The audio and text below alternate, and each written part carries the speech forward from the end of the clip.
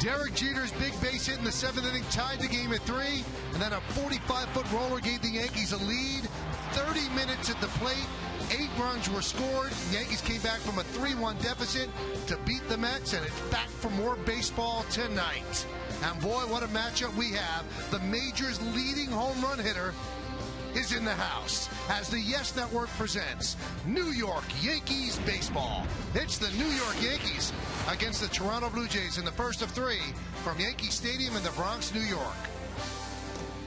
Hello, everybody, and welcome to Yankees baseball. Along with Paul O'Neill, I'm Michael Kay. Well, the Yankees lost the first game of the Subway Series, and you go, uh-oh, but they turned it on in the second 2 games. The Yankees lost 2-1 on Friday. R.A. Dickey was tough. Then on Saturday, the Yankees had 4 home runs. They won 7-3, and then on Sunday, we showed you that 7th inning, 8 runs to win 9-3, and the Yankees are 9-0 in Subway Series rubber games at home, and I'm sure that torments Mets fans even more. So now there's more baseball tonight at the stadium. The Yankees against the Blue Jays. And Paul, I know you love hitters and you love home run hitters. We got a couple tonight. Well, you love home run hitters because I was never able to be a home run hitter myself. But looking back even to the second half of last season, Curtis Granderson was showing that he became a power hitter again, and he brought it right into this year. 16 home runs so far this year, way ahead of last year's pace. And on the other side of the fence, Jose Bautista. Holy smokes, what else could you say but wow? I mean, last year, 54 home runs, and you wonder, is it going to be a one-year thing?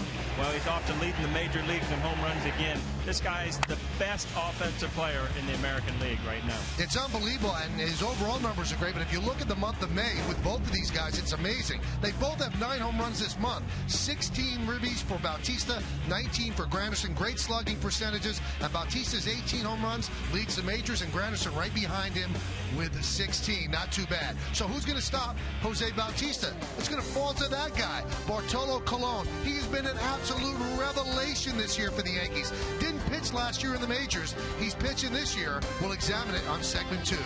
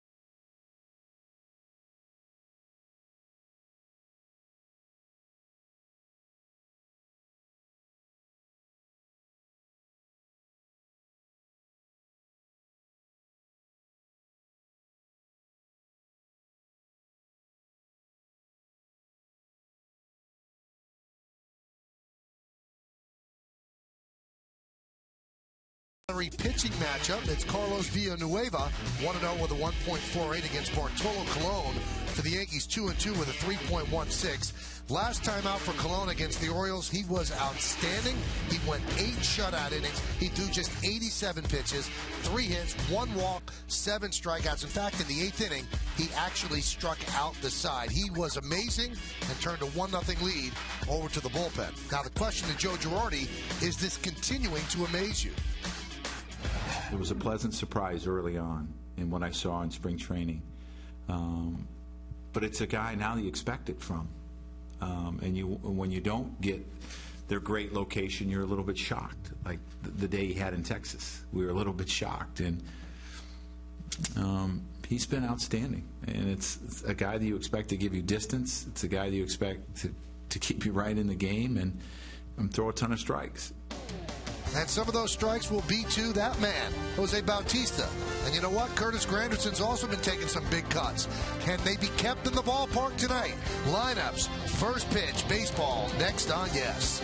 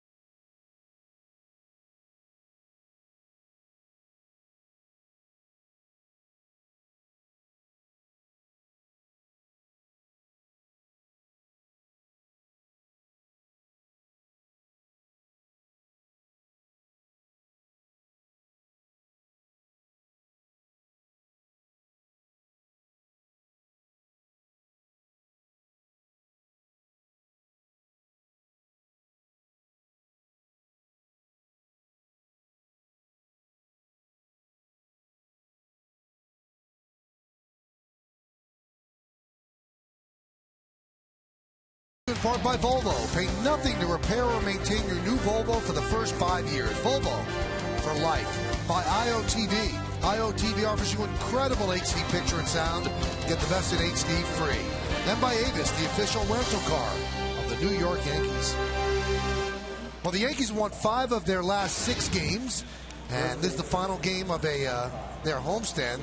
3 games against this is the final series, should I say. 3 games against the Blue Jays. Yankees have taken the field.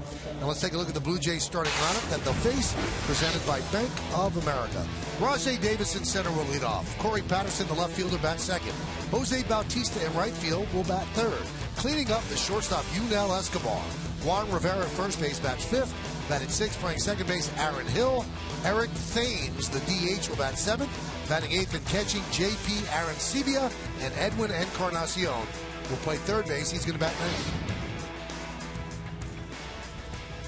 And here's the numbers on Bartolo Colon.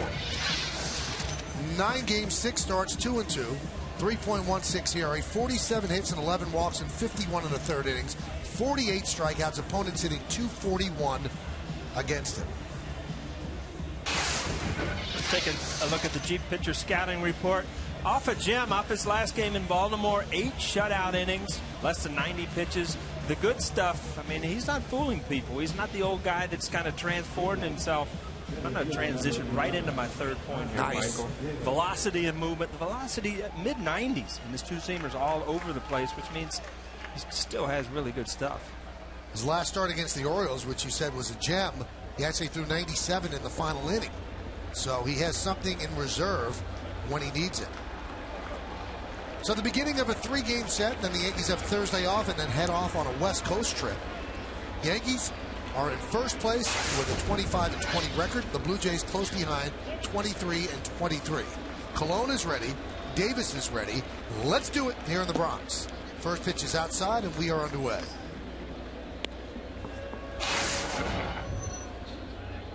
Want to keep Rajai Davis off base. This team will run, and Davis will especially run. There's a strike. Last time I was in town, Rajai Davis had just come off the DL, and what a difference he made to this team. He had a really good series, but he's kind of not found his stroke from being on the DL and not in the form of being an everyday player.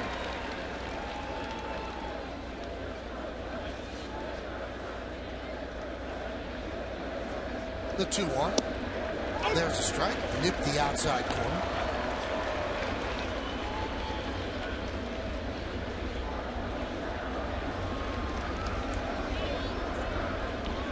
Colon works quickly. Pounds the strike zone, and that one's fouled away. IOTV offers incredible HD picture and sound. Get the best in HD free. IOTV is the official HD service provider of Yankees baseball on Yes.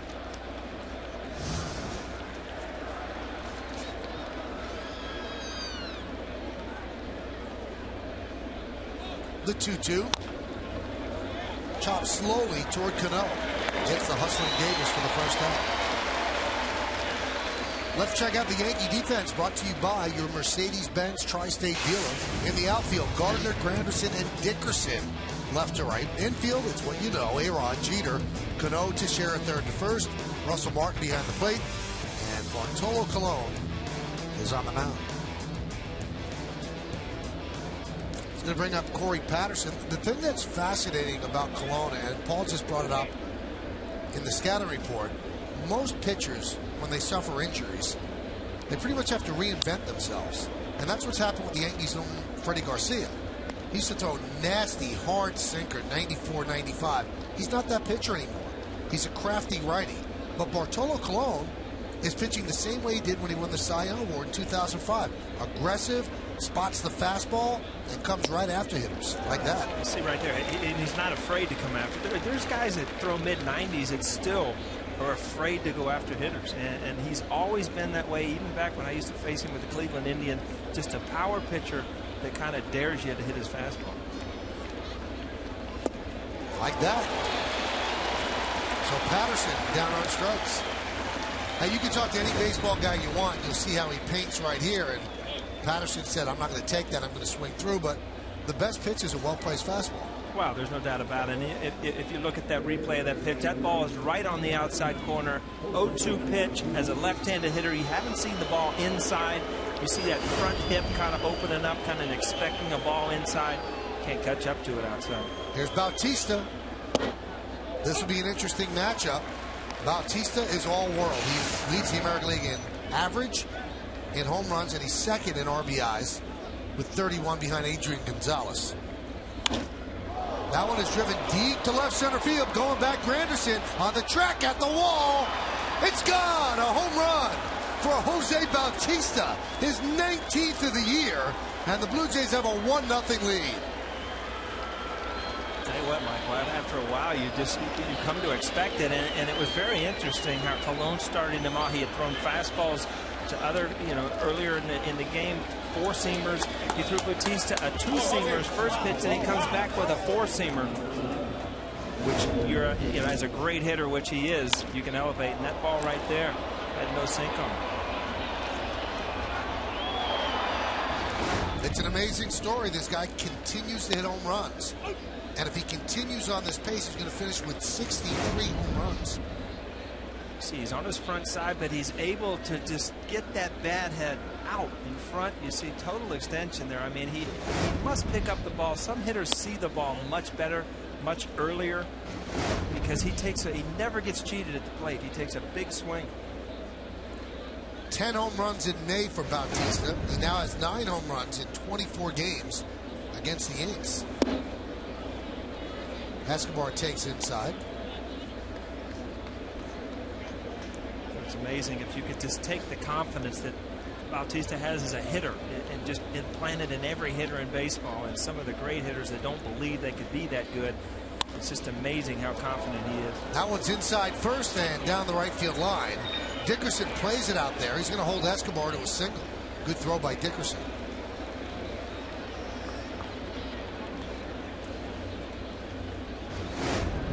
Escobar a little late on the fastball, kind of just goes with it. Every once in a while, as a hitter, you hit it hard. The only question is, was I too late? But that ball got right inside the first baseline. Good ricochet out there for Dickerson. What's funny as a right fielder, you kind of peek to see if the guy's going, and you see he's not going, but it's still a good opportunity to air your arm out a little bit, practice a throw. Guys don't take infield anymore, so every once in a while you take that throw to second base in case you need it later. There's Juan Rivera.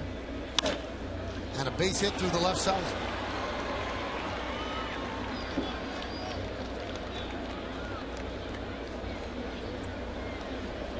So 2 quick outs and a home run and 2 singles. See, this two-seamer ends up, you start to see that catcher's glove move towards the middle of the plate. You start to see balls hit hard. Fair drives the ball hard, finds a hole.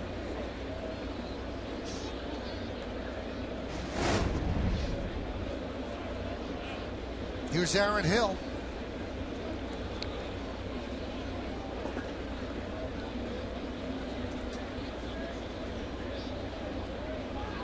Sudden Colon comes out, blows away the first couple of guys, and then gives up a home run and a couple of hard hit balls. And you start to wonder, wow, maybe my stuff isn't as good as I think. But again, he continues to go after guys. That's Joe Girardi and Larry Rothschild will always appreciate that. 94-mile-an-hour fastball to Aaron Hill.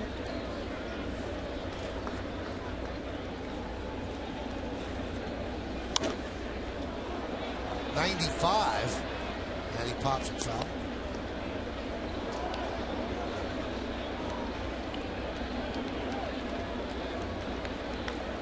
In his previous 6 starts, Colon had allowed 5 hits in the first inning total.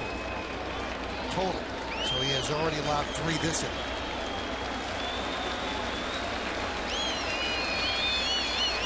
The 0-2. 1-2. Took something off that. Good pitch. Good 0-2 pitch. That ball was in the zone long enough to get a swing. And he'll laid off of it. These are important outs, though. Early in the game, you get out of there. Bautista, he's a great hitter. Took me deep. I gave up 1. But if you get out of that without giving up any more, you go out there in the second inning, you still have your good stuff. Missed outside.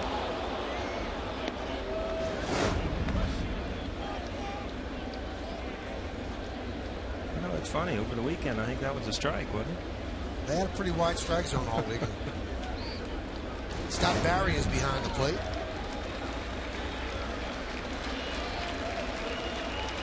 The 2-2. 3-2. That's going to release the runners. That'll be a strike tomorrow, Paul. John Hirschbeck is behind the plate. Good chance.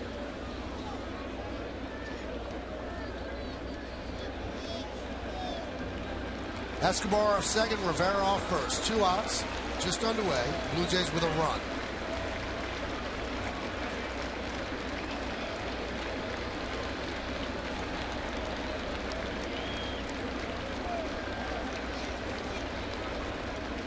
Three-two. You see that, you say, oh, wow, that's down to 91, but that's a two-seam fastball. Had great movement on it. Not much you can do as a hitter, but beat it into the ground. Really mixing the 4-seamer up with the 2-seamer his first inning. 2 outs, runners in scoring position this year. Opponents are 3 for 15 against Colon.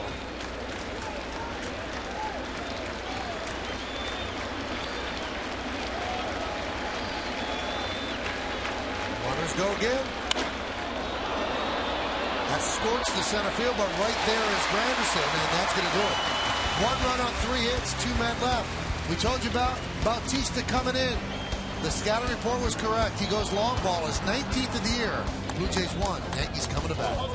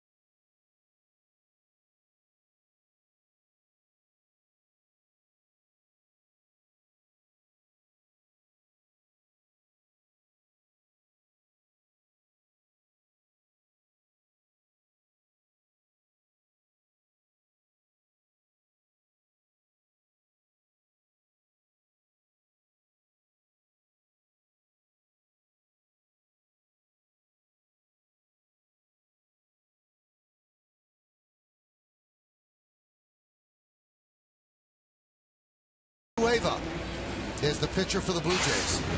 He has a 1-0 record with a 1.48 ERA, 10 hits, 10 walks in 24 innings, 21 strikeouts. Opponents hit 132 against him. Now here's the Jeep pitcher scouting report. Well, it's been a while. I mean, he hasn't. His last start was in 09. I mean, he's been in the bullpen. He's been doing a great job. His road dominance. I mean, this is an unbelievable stat. He's given up 1 hit on the road this year in over 11 innings. And the unknown. The only thing about the unknown is every once in a while, as fans, you'll see Yankees have a little trouble with guys they don't know real well, the starters. And that dates back to your years too. Getting me in it already. That's a long time ago. Long time. We're talking over a decade now. No, a decade. Here's Derek Jeter, 25 hits away from 3,000. And he takes a strike. Derek with the big hit yesterday. Bases loaded, and he singles up the middle off Mike Pelfrey. That tied the game at 3. And the Yankees never looked back. It was a tough inning for the Mets, a great inning for the Yankees. They strung together hits. They laid down bunts. They got it done to beat the Mets. That one's driven out to right field, giving chase Bautista. I don't run out of room. Obviously, I wasn't here over the weekend, but Michael, you've seen a lot of the Subway Series. Have they lost a little of the excitement, the flair, or was it still here? You know what? It's hard to say that they've lost any excitement. I mean, they had huge crowds each day. The fans are into it, and I think the level of baseball is pretty high. I think 6 games might be a lot, but it's hard to argue when they sell out the 6 games. Well, I mean, 6 game when it's home and home. Right. You know, I always look forward to it because I thought it was 3 away games that you got to stay at home for anyway, and you knew there was going to be excitement, and you knew the fans were going to be in it. So that part of interleague, I really love. I always love playing the Mets. And the 0-2. 1 and 2. You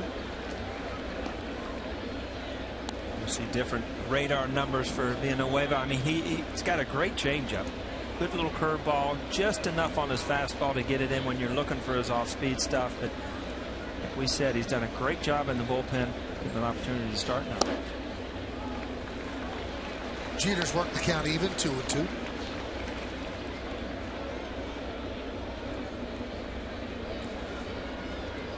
Blue Jays a .500 record. They just lost 2 out of 3 to the Astros in their interleague matchup. But, you know, you think about the Astros, and you know the Blue Jays have been playing pretty good baseball, even with those losses. They won 7 out of 10, so they expected to, especially at home, to kind of beat up on the Astros. Very disappointed losing 2 out of 3.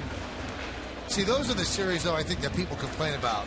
Because really, does that engender any enthusiasm? The Blue Jays against the Astros. Yeah, and it depends on if you're a National League guy that has moved to Toronto and you never get to see National League guys. It might, but off-speed pitch, Jeter way out in front. You know, interleague definitely plays better for the big cities that have 2 teams. There's no doubt about it. Let's check out the Blue Jays defense. Brought to you by your Mercedes-Benz Tri-State dealer, Patterson, Davis, and Bautista. Left to right in the outfield. Bautista has a great arm, by the way. Infield, Encarnacion, Escobar, Hill, and Rivera. That's third to first. Aaron Sebia behind the plate. And Villanueva is on the mound. Here's Granderson. Can he keep pace with Bautista? Now, Granderson has 16 home runs. So you might say, well, when did he hit his 16th last year? September 2nd. Yeah, most of those were hit in the second half. You remember he got off to kind of a tough start. Really just turned it on, kind of a new swing. Last year has rolled it right over into this year. Count 1-1.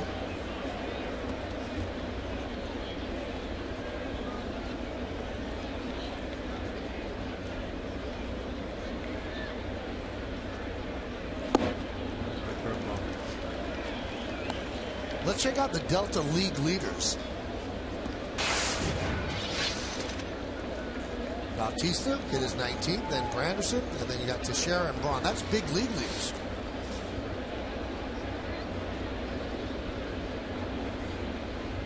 And the 1-2.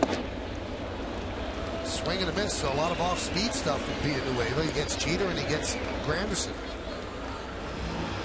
Left-handers always like the ball down and in, So it's a very tough pitch for lefties to lay off, and it's a good pitch for a pitcher. He started out, ended up out of the zone. For some reason, I don't know why it is. I was included in that match. That low pitch down and into a lefty just seems to go into your swing. Here's Mark Teixeira. And a strike. You were a righty. Yes. Still dead pull hitter. Oh. Yeah. In fact, wherever I could hit the ball. It didn't matter. Didn't really aim.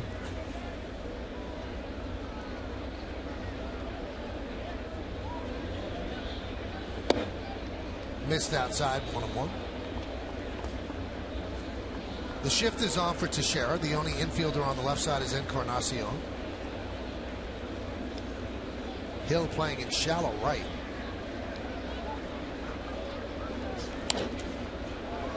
Foul back. Let's look at the game time weather presented by Bigelow Tea. Always a favorite of Paul's. 66 degrees. Humidity is 87%. The wind, 12 miles per hour. And the forecast is cloudy, also scattered thunderstorms. That's been your life this summer. I'll tell you what, it is. Cincinnati has not been blue skies this year, and I guess New York hasn't either. And now blue skies for the Yankees that inning as they strike out 1-2-3. Villanueva strikes out the side. We've played one here in New York. It's 1-0 Blue Jays.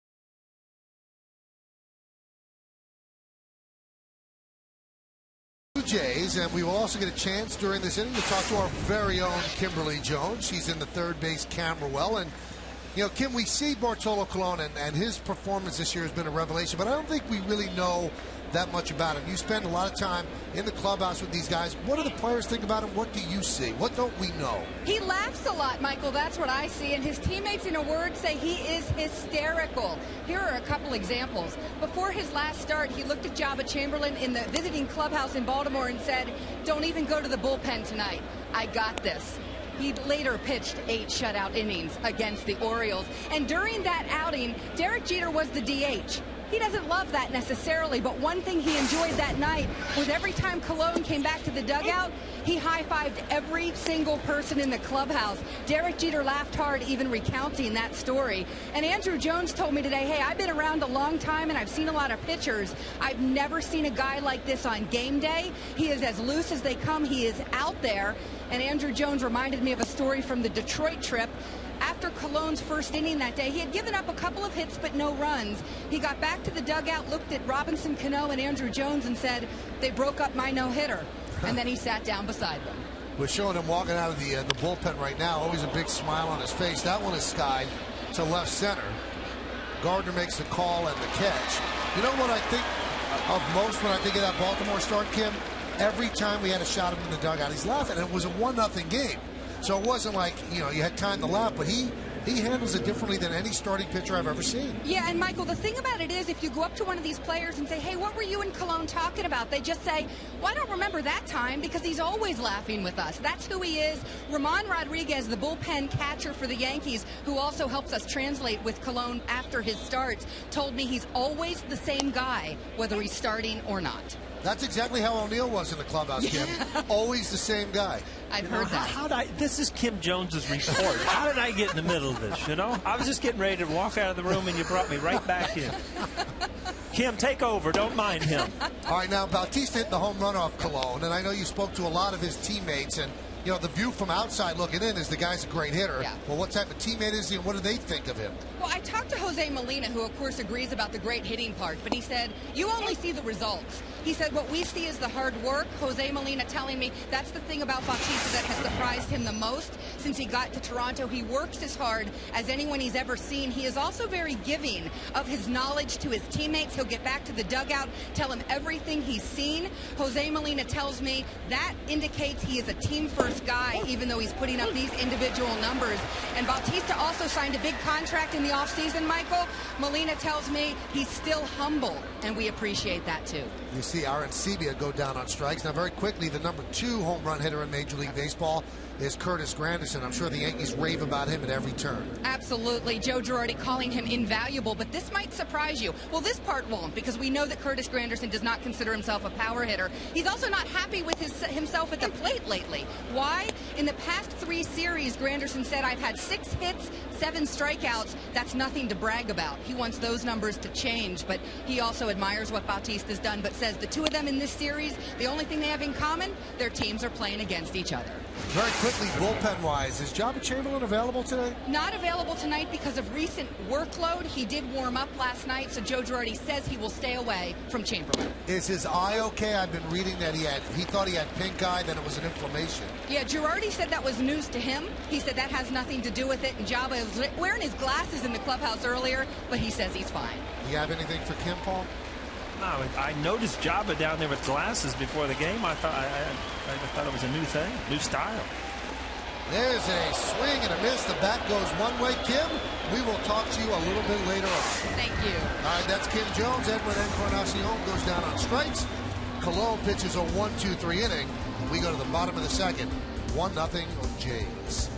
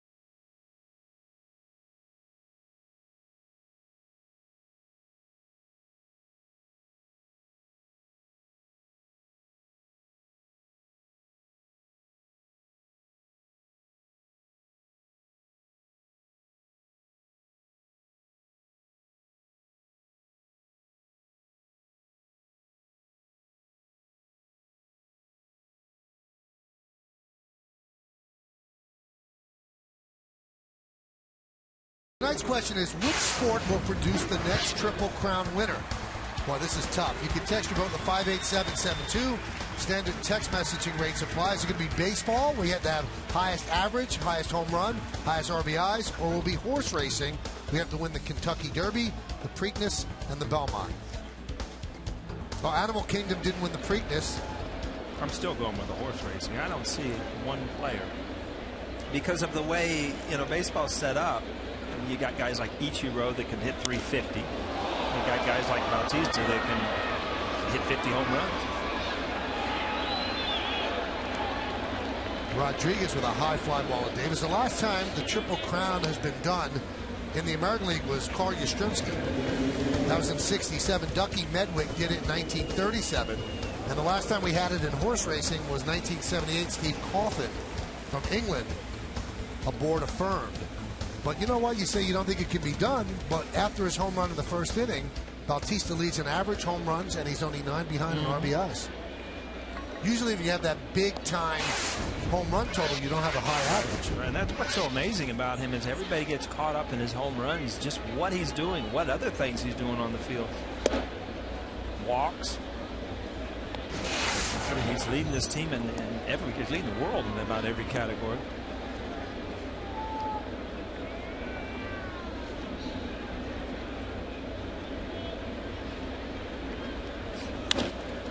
That one's grounded to first. Rivera flips to Villanueva. 1 out, or 2 outs. Cano is now 1 for his last 13. They're very surprised, and you see Robbie Cano hitting 270 or something, and it's obviously it's acceptable at the major league level, but for a hitter like him, I mean, you just assume look, he can hit 300 blindfolded because he's got that good of a swing. So you just, as a manager, as a fan, you just look back by the end of the year, you expect him to be over 300 again. See, right at the end, he stays through the ball so well, and you saw right at the end of that swing, he just kind of jerked and tried to lift that ball instead of staying through it. Russell Martin takes a strike. See, right at contact, Robbie usually just goes right through the ball. He gets to the ball, and you see it's just a slight uppercut, which is not his best swing. Breaking ball away.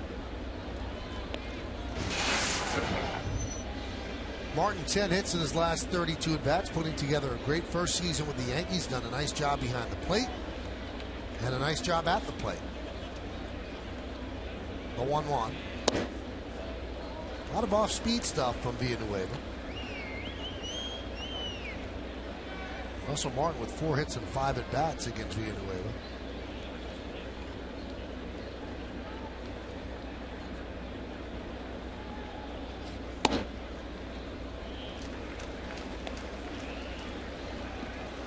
This is where you really get a feeling if you're facing a guy that trusts his fastball at all, a guy who's got a good changeup. You get the 3-1 count, 2 outs. Is he going to challenge me with the fastball, or is he going to go to his breaking ball, look for the fastball? Probably off the plate, but every once in a while that 3-2 pitch and that 3-1 pitch, plate gets a little bit bigger. I'm saying ball, Michael. How about you? Yep, off the corner just a little. The last couple of games that would have been a strike with Leiter and Cone here. Oh, absolutely. 3-2. High pop-up. Shallow left. Corey Patterson makes the catch. And a 10-pitch inning for Villanueva as the Yankees go down in order. We'll go to the third. 1-0 Toronto.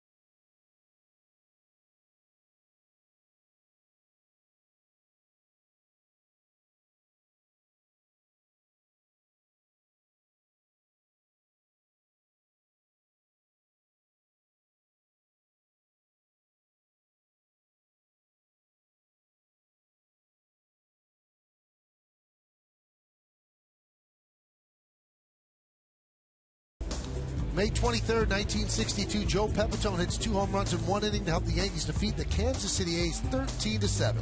Demand greatness in every sip and every season. Johnny Walker, proud sponsor of the New York Yankees. Joe Pepitone.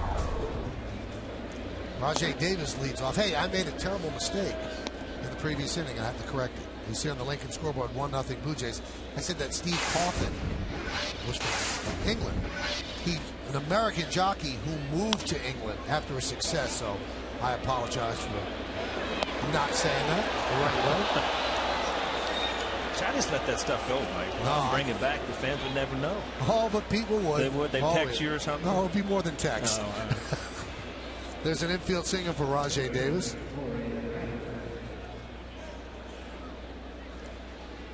Michael, this is a picture of Russell Martin going back to the dugout after that 3-1 pitch, and I'll tell you exactly what happens. All right, it's 3-1. All right, mentally, I just let go of that at bat. That's ball 4.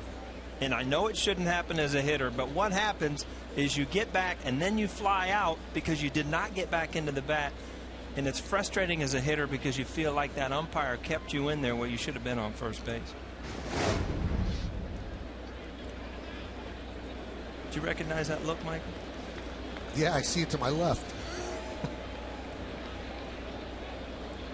Rajay Davis at first, so the Yankees are going to try to keep him close. He had 5 stolen bases in the last series against the Yankees. It's tough to steal off of Colon, though.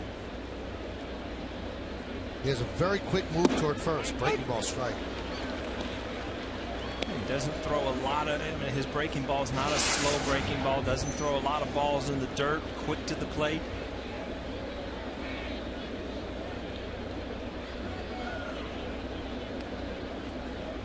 Colon gave up a stolen base in his last start against the Orioles. I think that was his first one in like 159 innings.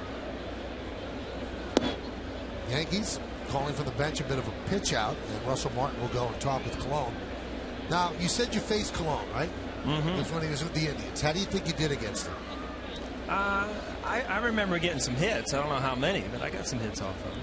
1 for 15. Come on. Yeah. I said hits. I didn't say hit. I had 1 hit. 1 hit. That's a misprint. Huh? 1 for 15. Wow. You don't remember it that way, so it wasn't overpowering, right? You the hit was up the middle. Play. I remember a hit I got off of him. I thought I remembered more. Quick throw to first.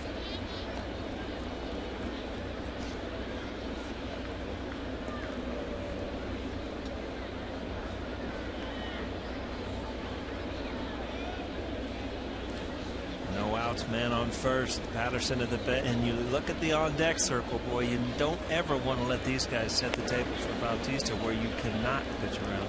I was asking Joe Girardi yesterday, Paul, what's the best way to pitch to Bautista? He said, make sure there's nobody on base. Because I don't know if anybody in baseball has really figured out the way to go about this guy right now.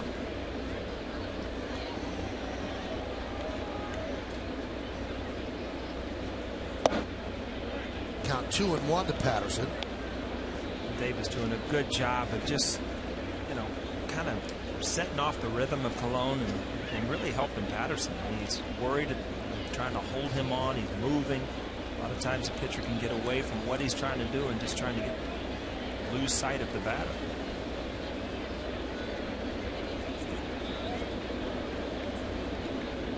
So he starts with a real short lead so he can try to walk into something, get a better jump.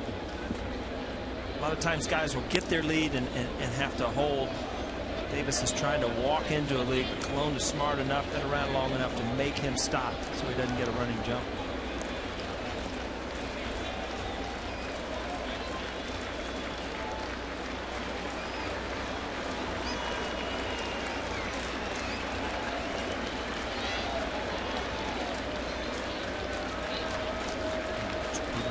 Later now to see if he can, but he's still kind of holding. Good job by Colon. Popped up. Russell Martin will make the play. Runner tags from first, but he just bluffed. All right, so here comes Jose Bautista. Let's check out the Home Depot hitters scouting report, Paul. I mean, wow, what do you say? I mean, 54 home runs last year. He's leading the majors in everything, really, which goes right into total offense. But The one thing that you really want to stress is he's an all-around player, and a lot of the things go unnoticed because of his offensive numbers. I mean, he's a great outfielder. He throws the ball well. He hustles. He plays hard. And it's a guy from the outside that you really root for because he worked to get where he is. I mean, he was with a lot of organizations. He wasn't a guy that was just given a job. He worked hard, and he's become a great player.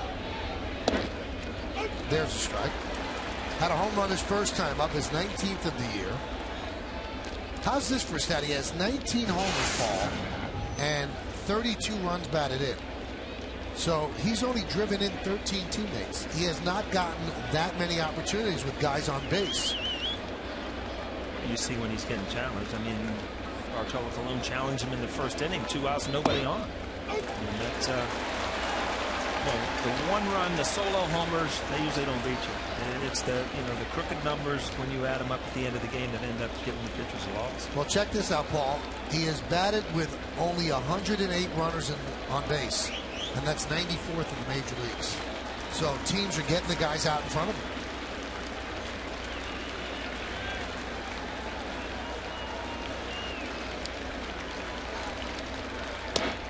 Missed outside.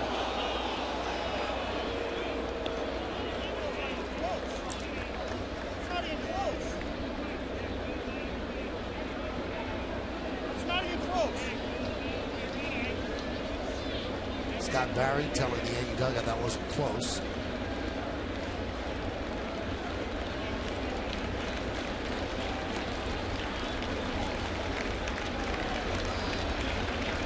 The 1-2. 2-2. Now, this is kind of two different philosophies here, Michael. If you're Davis at first base, and do you try to steal second base if you get a great jump and kind of take the bat out of Bautista's hands, or do you play the game and try to set up for a big inning and let Rivera try to drive in runs? And if I'm the manager, obviously I want Bautista swinging the bat. You? I don't think I would steal. I would not give them an opportunity to pass him. But with 2 strikes as a hitter, sometimes when you get a guy on second base, it really makes you kind of dial in. But if he steals, they might want him. Absolutely. Yeah, so I mean, you'll never get a chance if you're the hitter with the 2 strikes. And he so rarely hits with guys on base that you got to let him hit.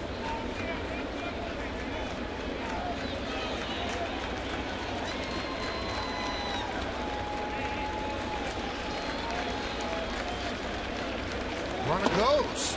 The throw to second. In time. See, Paul, I don't know how that's smart. You just took a runner off base for a guy who has 19 home runs. Yeah, and what I was talking about is, the first he gave him 2 strikes. Now all of a sudden, as a hitter, obviously Bautista's a great hitter, but you see that he held him where he didn't get a walking lead.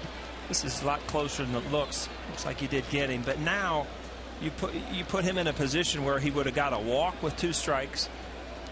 And now the guy's going to go out. Colon's going to go after him right now anyway. So, this team we've talked about, they run in awkward times, and you don't know whether it's right or wrong. Obviously, looked like he might have been safe. So they walk Bautista,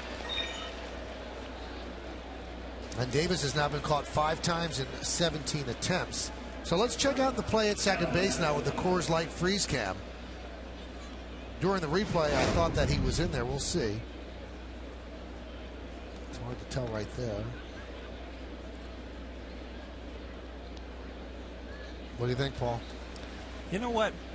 Before I saw a replay, I thought he was safe. Robbie got a good tag in there quick. Very bang, bang play. If we can't figure it out on the freeze cam, that's a tough one. How do we expect Wally Bell to see it? But when you're playing, you expect him. Yep. Expect him to see it. See it right, too. Here's Yunel Escobar. Very strange, don't you think? Can you remember a shortstop back in cleanup? I guess Cal Ripken, right? And A-Rod. Yeah. Come on, you beat me to the punch here. You asked me a question. I mean, Yunel Escobar is not that sort of hitter, right? Well, Lynn's out of the lineup now. Right. That their true first baseman who was really swinging the bat well. Ground ball to short. Jeter goes the short way, and that'll do it. No runs, a hit, no errors, and 1 man left. go to the bottom of the third, 1-0 Blue Jays.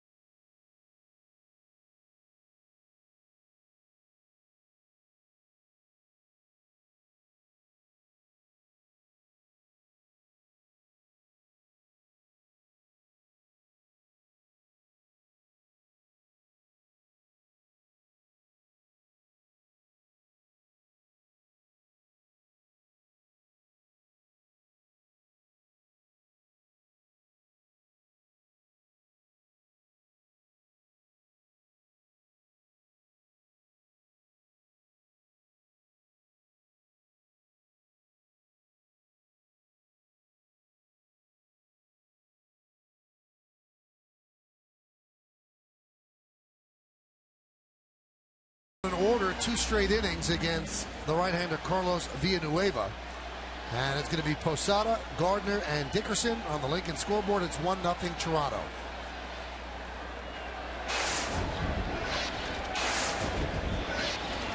Posada 1 for 6 against the Mets, 8 for his last 24, hitting 182. Slow, 60-mile-per-hour breaking ball. It's almost the Ephus pitch, isn't it? Pretty close.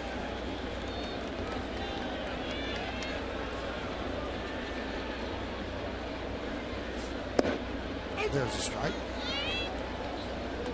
So that pitch was 80 miles per hour. Must have looked like 100 after 60. The old changeup, and you figure, you know, that with that first pitch, you're going to see a fastball, good arm, you know, good arm speed, and you get a changeup.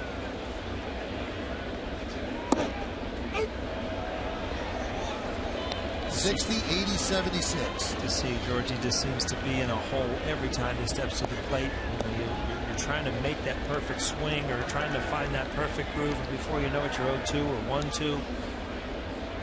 Very frustrating, and I mean, he's been such a great player. It's just going to be a year where he's going to have to dig himself out of a hole. You become more tired mentally than you do going out and getting the extra work. 2-2. Posada batting 7th in the lineup tonight. He's the DH. Nick Swisher has the night off.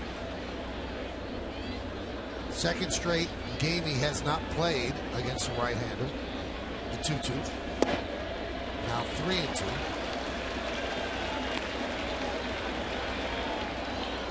And Brett Gardner is on deck.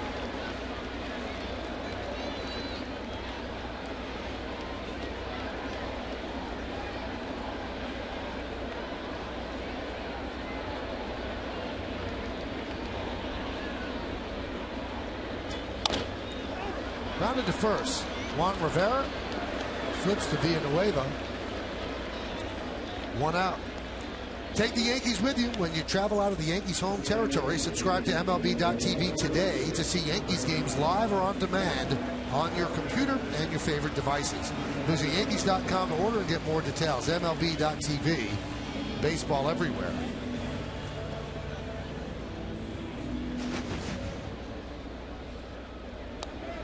Villanueva with 30 pitches. His high pitch count this year was 69 pitches, which he threw over 4 2/3 innings of relief on May 7th.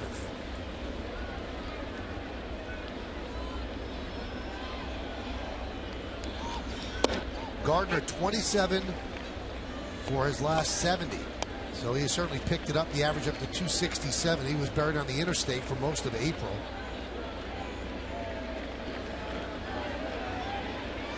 Encarnacion in on the grass at third, guarding against the bunt.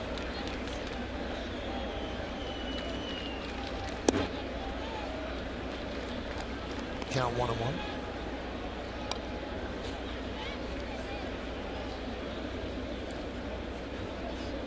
Month of April, 194. This month, 355.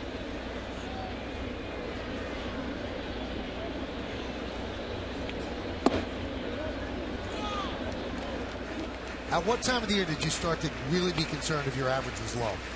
You get into May, yeah, and you're still in the 100s. You're just, like I said, you just know you're going to have to dig out of it all year. I mean, and you're not going to end up with the career year that you wanted, and it's the realization of that kind of really bothers you. But it's just you got to try to get back to, have a good week, have a good game, and then hopefully it turns into a good month. Because if you try, what happens is you try to make it change now, and you want to look up at that scoreboard, and you don't want to see yourself hitting 180. You want to be hitting 280 or 300, and you can't do that in 3 or 4 bats. The 3-1 to Gardner. 3-2. Villanueva is in the rotation. So many injuries to the Blue Jays staff, so they're trying to piece it together. The people start coming back. And the Yankees have their first hit. It's in the gap. David cuts the ball off. Gardner's going for 2. He's going to make it standing up. Speed kills. Well, out of the box there, Gardner's probably thinking, I got a shot for a triple, but I tell you what, Rajai Davis makes a really good play just to cut this ball off. No chance of throwing Gardner out at second. And if that ball gets to the wall, it's a sure triple. You got speed in the outfield, and you got speed on the bases. Good swing. We talked about Robinson Cano earlier with a slight uppercut. He usually has a level swing. You saw Gardner's bat right there, right through the zone. Completely level swing. Ends up with a line drive. So the Yankees have their first base runner, and here is Chris Dickerson. 4 hits and 8 at-bats this year. Scary moment for Dickerson in Baltimore. Got hit in the head by Mike Gonzalez. Cracked the bill of his helmet. Had a slight concussion, but did not go on the DL. Didn't play for a couple of days, and made a big contribution against the Mets yesterday.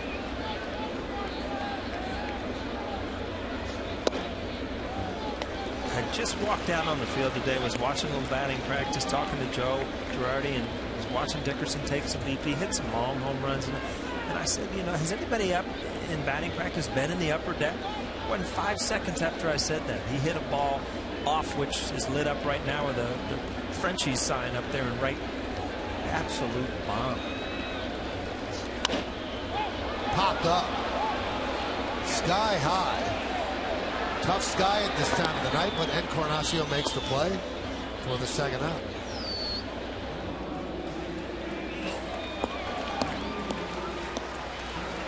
Right up here now, that doesn't look much there, but if you keep coming down, you'll see a lot, obviously, of home runs in this deck. A lot in second, that to get up in here and he hit it right off of that sign. Kind of hard on TV to tell how far that is, because how high you have to hit it at the distance. So when you go mustard, when you go French, that's way pretty good up. shot. That's putting mustard on it. Yeah. Here's Derek Jeter. Derek struck out in the first inning. Just came, but you don't eat mustard or ketchup or anything like that. That's right. That's right. Hasn't your wife talked you into like trying something other than like a piece of chicken or something? She knew who she married. Oh, that was in the vows. You were there. I don't remember. It was all a happy blur for me. It was.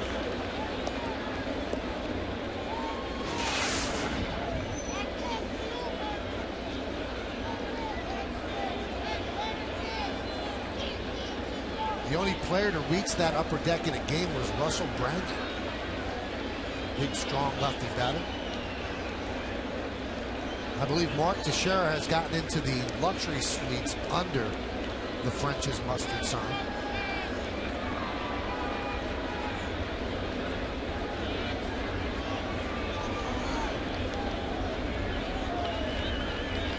Leo 1. 1-1.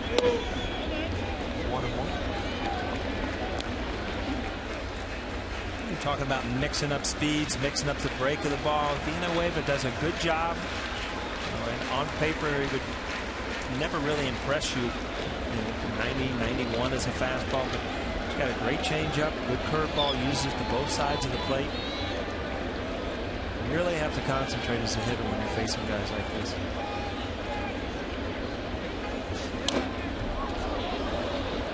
That's a top fastball right there, 91. That ball is just up out of the zone a little bit.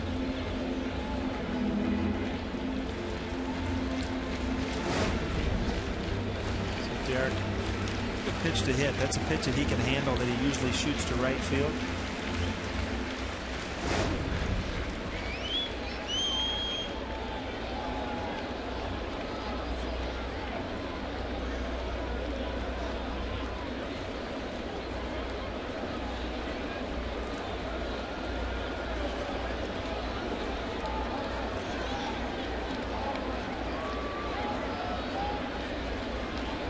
The 1-2. Line drive right at Hill. So Jeter hit it hard, but Hill was right there. No runs a hit, no errors, and one man left on base. How does Daddy react on a hard hit ball? Oh, like most Yankee fans.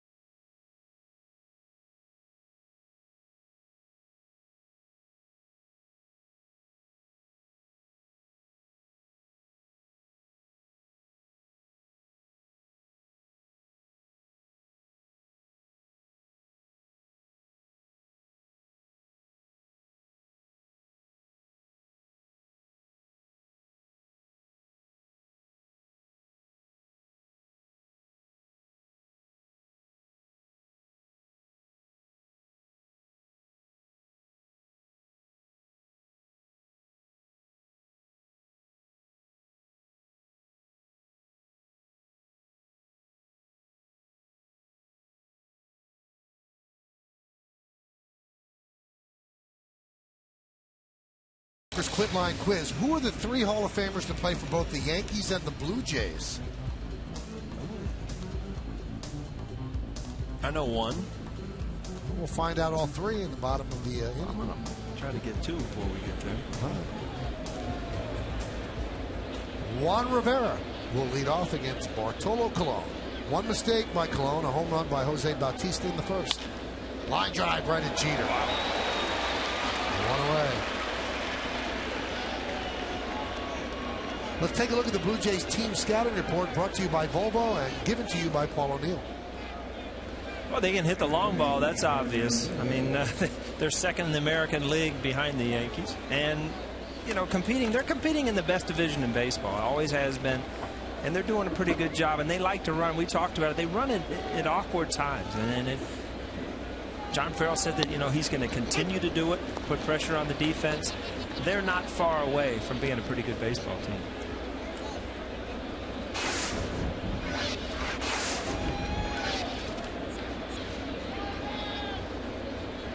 The 0-1. 1-1. Aaron Hill flied out to center. That was in the first.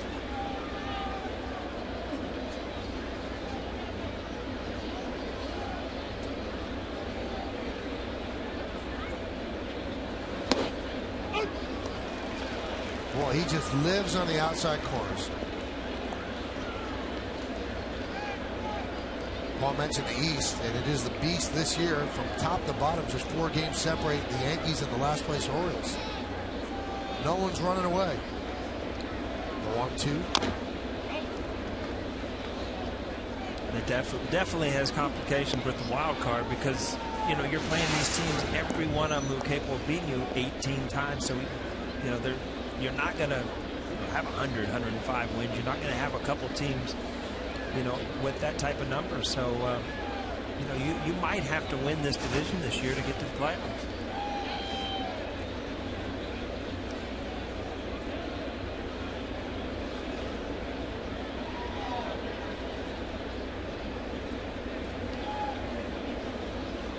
Swing and a miss. Got him on the breaking ball.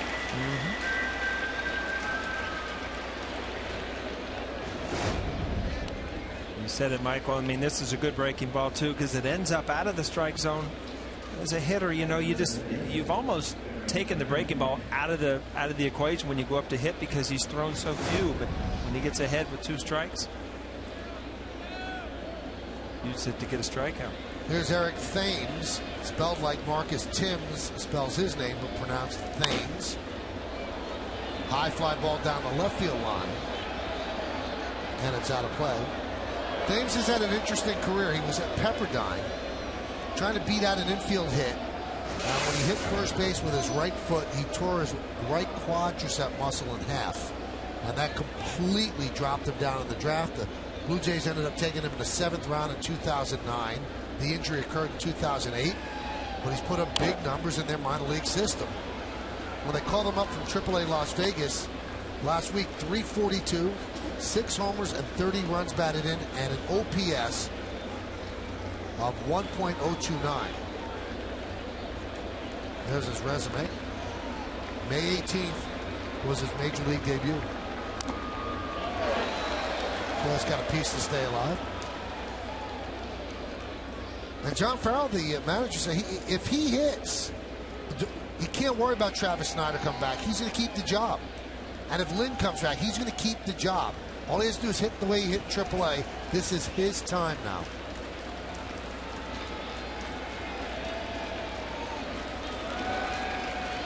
The 0-2. I think somebody put a stopwatch on him in the Blue Jay clubhouse last week. They say he has a broad smile on his face every 10 seconds. You know, as a young player, you hear the manager say that, but in your mind, there's this time clock going on. That, you know, 15 days DL. You try to put together so many things. You try to do so many things in a couple weeks. So they do have to make a decision when somebody comes back. Great pitch. 91 miles an hour on the inside part of the plate. And Thames is down looking. We go to the bottom of the 4th. It's 1-0 Toronto.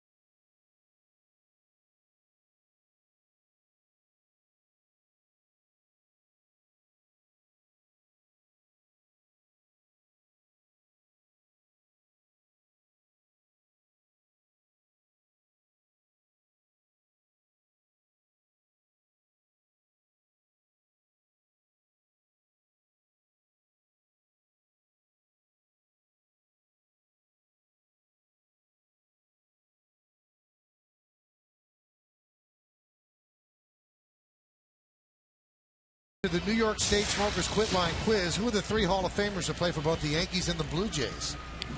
Dave Winfield, I know, right? That's one. Let's see the other 2. They didn't sneak Ricky. Ricky and Phil Negro. Negro's the one I would have never got. Ricky Henderson would have got. Curtis Granderson will lead off, struck out in the first inning. Yankees now will get their second look at Villanueva. 1-0 they trail. Derek Jeter hit the ball hard his second time up, but right at the second baseman Aaron Hill.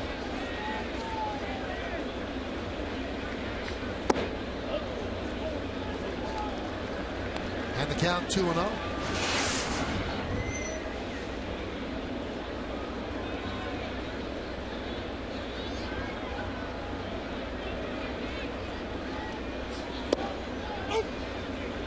And a strike. 8 home runs on the road. 8 home runs on the road at home. 8 home runs against righties. 8 home runs against lefties. You pulled that on the slot machine, you'd have a good day, right? Never have to work again if you put enough in. Yeah, it depends what you play. Playing nickels, you're working. Huh? There's a couple double 8s. Yogi Berra and Bill Dickey. Talk to Yogi today. How is Yogi? Yogi looked good. He was talking about his golf tournament. He was a little bummed out. He was going to hit golf balls today. It was too wet. Now, you know you're talking off Ford to Granderson. You know you're talking to an old timer when he was going over some of the old ballparks. And he was going, was it Sportsman's Park in St. Louis? Yep. Yeah, I used to wear a cabbage leaf in my head. I'm like, all right, what? There's Yogi. He said he lost a couple home runs because it hit a light tower and it was in play for the American League. And he had me all confused, though. But I couldn't. Yogi, are you listening to me? Not if you're listening to me, Yogi. No. He's the greatest, though. Ground ball past the diving Hill. Granderson will go to third.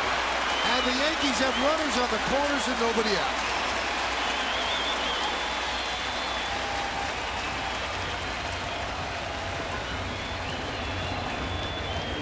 out. Ball 4 to Granderson. The next thing you know, first and third, no outs. The shift kind of hurt him there. See Villanueva, you could see his reaction. He knew right when he was hit it was a double play ball, but with the shift, it ends up being a single.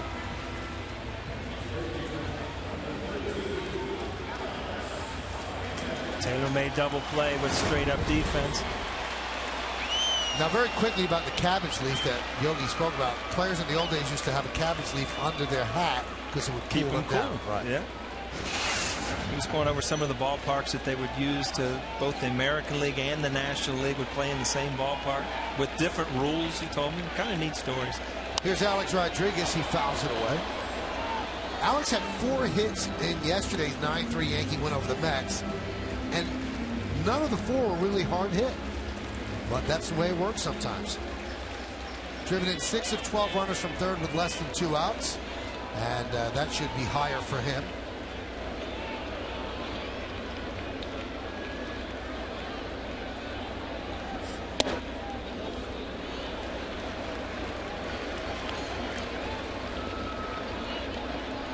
See Alex take that inside fastball. I mean, if you're dead red, if you're looking fastball, you'll swing at that pitch. You could say he's looking off speed here. I've seen a lot of off speed off Villanueva all night. 1-1. 1-2. Saw the .481 batting average over his last 6 games, and the Yankees are 5-1 in those 6. The only game they lost was against the knuckleballer R.A. Dickey on Friday, when they lost 2-1.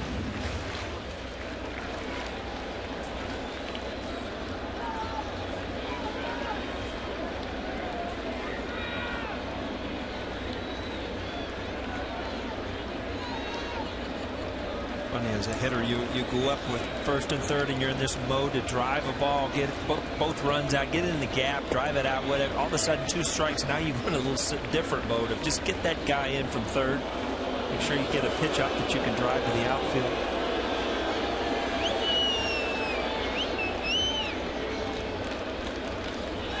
Bottom of the 4th inning, 1-0 Blue Jays, but the Yankees threatening. Runners on the corners and nobody out. tough at bat right here for Villanueva, because Alex Rodriguez covers that slider so well, especially with 2 strikes, and he's thrown him in, kind of set up for that slider away. Now he's going to continue in. But with the breaking ball, he really just does not have a pitch right here that he can put him away with, or he's sure he can put him away with.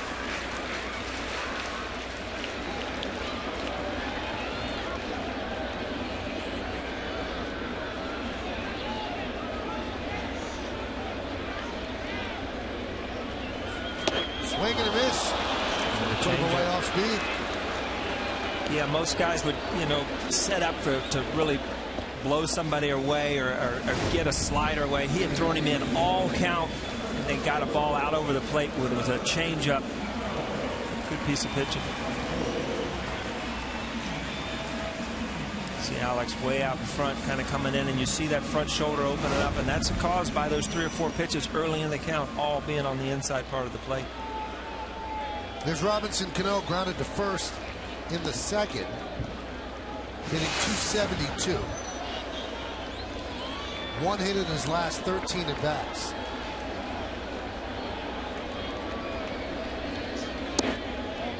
Kevin Long said it best about Cano. He said if he swings at strikes, he's a superstar player.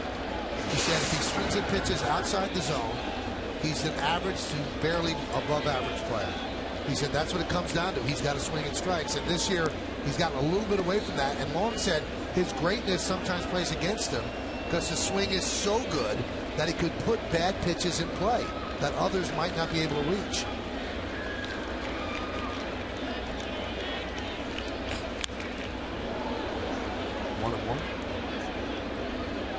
Now, Yogi Berra hit bad pitches.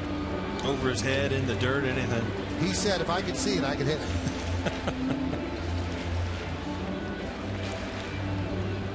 You playing in this golf tournament? Absolutely. I'm doing my radio show, though, so you'll come on, right? You're not playing golf? No. You're the guy that told me on the air, would you shoot 120 on the front or something? 180. 180, sorry. I gave you the benefit for the doubt. Took 60 strokes off and you wouldn't take it.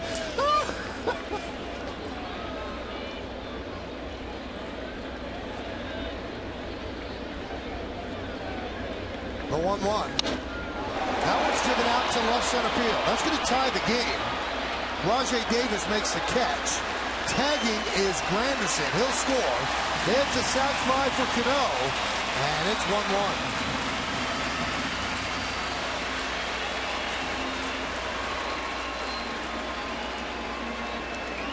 You talked about Robbie being, when he's at himself here, he'll drive this ball to left center field. You see that front hip just leaking out a little bit. He's such a good hitter when he keeps it in there and drives that ball to left field. He looks better in Yes Mo. Out front a little bit. Here's Russell Martin.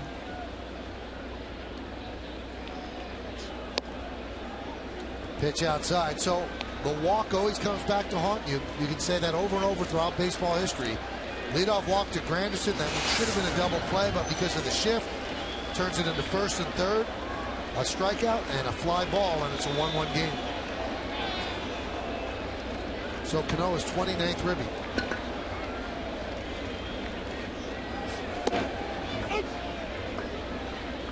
Villanueva has really impressed me with the way he changes speed, his control, his thought process on how to get out hitters. But he's had a couple long innings. We talked and he had a start since 09, so he's probably going to make it through one more inning maybe.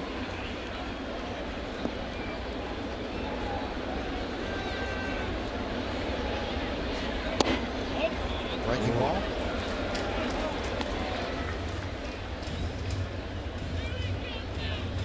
These are just around the plate with everything. His changeup, his fastball, his curveball.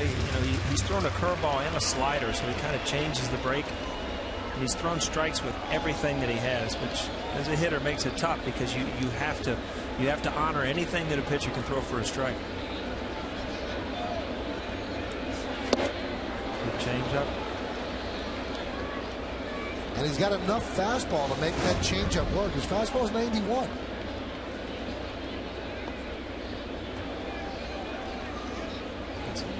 little movement at the end, but the thing that makes it, you see it says circle change, the thing that makes it is his good arm speed, just like his fastball. So you get just that little side spin where it will give you a little sink on it.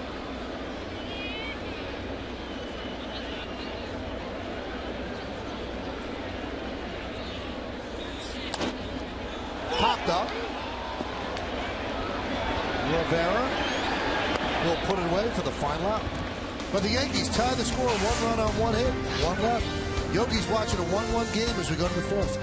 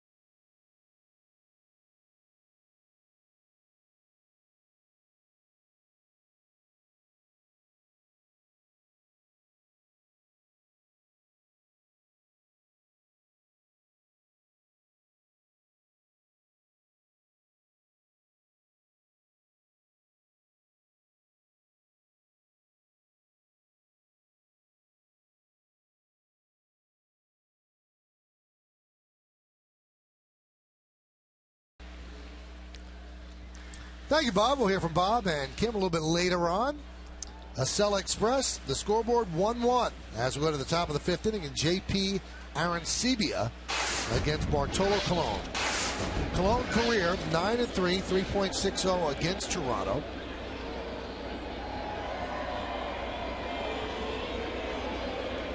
Arancibia struck out looking in the 2nd.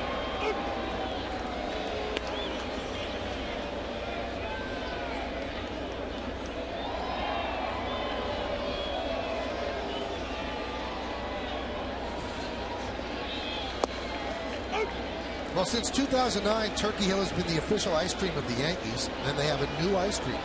Lady Liberty Premium Mint Ice Cream with chocolate cake crunchies and crunchy chocolate cookie swirl. Right there. I'll try it. As Arancibia again down looking. And there are Yankee-inspired flavors as well. Bronx Bombers Sundae, premium chocolate ice cream with chocolate cookie swirl and chocolate-covered crunchies.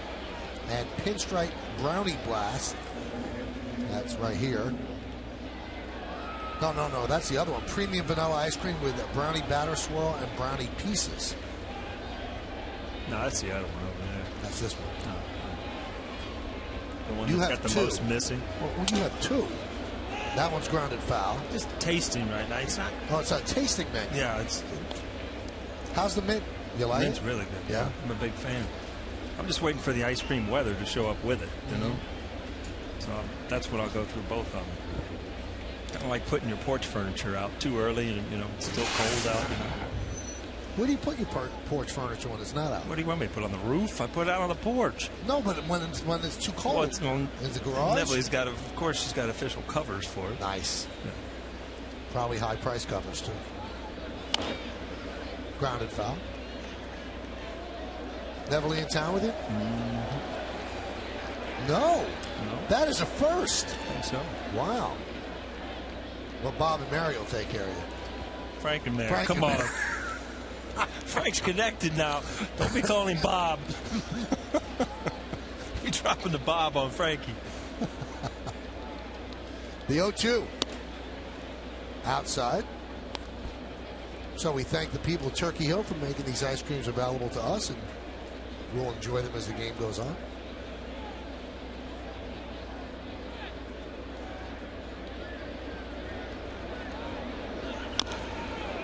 Almost jumped up and hit him in the face.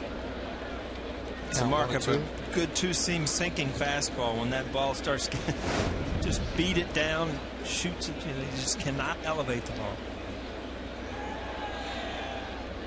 And Canarcio, we talked about power hitters, and you know his shoulder. You see that front shoulder, and if you look at that column, and you talk about a bad streak to start off the season, and you're in late May, no home runs. That gets in your mind, and you hope it's a bad dream. You keep waking up the next morning, and it's still 0. Would you rather be hitting 350 with no home runs, or 310 with 10 home runs? Oh, 310 with 10 home runs. Really? Oh, you feel like you're doing everything you're supposed to do. When you just have a 0 there, I mean, it's not right.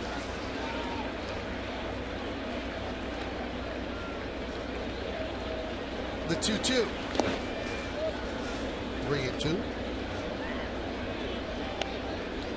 Slumps are weird things. I mean, it's just certain things you're used to doing. And you ever have like a writing slump, Michael, back in the day? You just have a bad week where every one of your articles is bad? It's called a career.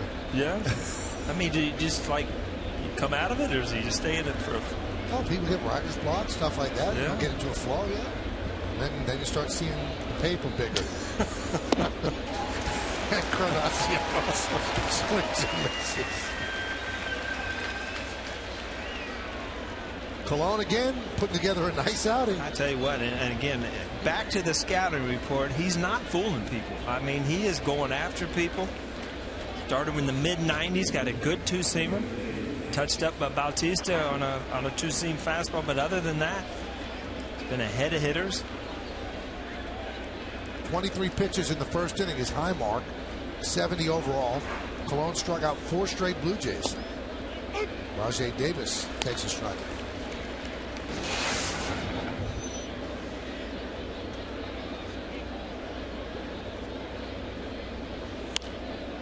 Popped up.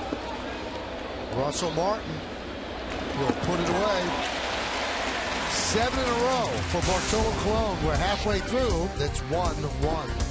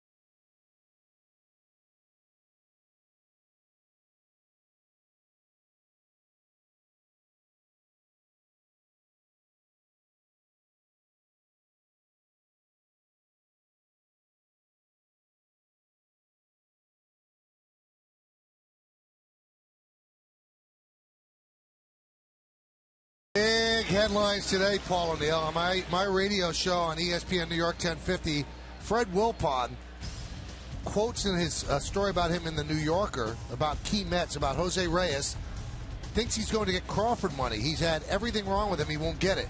About David Wright, really good kid, a very good player, not a superstar. About Carlos Beltran, we had some, can't say the word on TV, person being Fred, who paid him all that money, I'm just paraphrasing, based on one series, that series with the Astros. He's 65 to 75% of what he was. And boy, did that make news in New York today. And it lit up the phones on radio around the city. The thing I don't understand when you look at stuff like that, I always try to find out what's the end game. What was Fred Wilpon trying to accomplish there? Is he really helping the value of the players if he's training them? Is he making them play better? I don't know. It just looks like frustration to me. You just leave Yankee Stadium losing 2 out of 3. Or, you know, you've got a team that with a high payroll that's not winning. It doesn't look like it's able to win. It just looks like kind of a mess, to tell you the truth. Yeah, kind of shocking for Wilpon to do that. And this was actually, the interview took place sometime in April when they were playing the Astros at Citi Field. And I think the team was off to a 5-13 start. So that's some of the frustration you were talking about. You know, David Wright is pretty much the face of the franchise. And to say he's not a superstar, I don't know how that makes David Wright feel. One away. Could that motivate a player? Or could it tick him off? I think it could tick him off to the point where, you know, you're almost taking your at-bats and your games trying to prove somebody wrong. But motivation in a good way, I don't think so. No. Well, we'll see where that leads as we move forward. One away, here's Brett Gardner. Gardner doubled in the 3rd inning into the gap in right center. It was cut off by Rajay Davis. But Gardner runs hard out of the box and was actually at second standing. Didn't even have to slide on a ball that was cut off before it got to the warning track. You know, you look at quotes like that and you think, you know, they're Major League Baseball. It's not like you take up Major League Baseball as a hobby. I mean, it's something you've worked on your whole life. You've dreamt of, and you're finally here. Sure, anytime, whether it's the press, the general manager, other players say something about you, you do store it because it bothers you. Because, you know, you feel like you've worked to become what you should be, and that's a Major League player. Last thing you want to do is fill your mind with things I can't do. I haven't lived up to this. And it's, you know, it gets in the way of just going out and playing the game. Well, it does tell Met fans one thing. Fred Wilpon has no intention of signing Jose Reyes because Reyes has said he wants to be paid Carl Crawford money, and that's 142 over 7 years. So Wilpon said he's not worth that. Grounded off the glove of Encarnacion in the left field. Base hit for Gardner. You talked about Brett Gardner, and over his last, 100 at bats or so, has really swung the bat well. And a big part of it's he's staying in there, driving the ball to left field. Even if, the tough play there for Encarnacion, kind of an in-between hop. But Brett Gardner's speed, if he gets the ball in the hole, he's going to have a lot of success. That's a tough air right there. That is, an that's an E5. That is tough.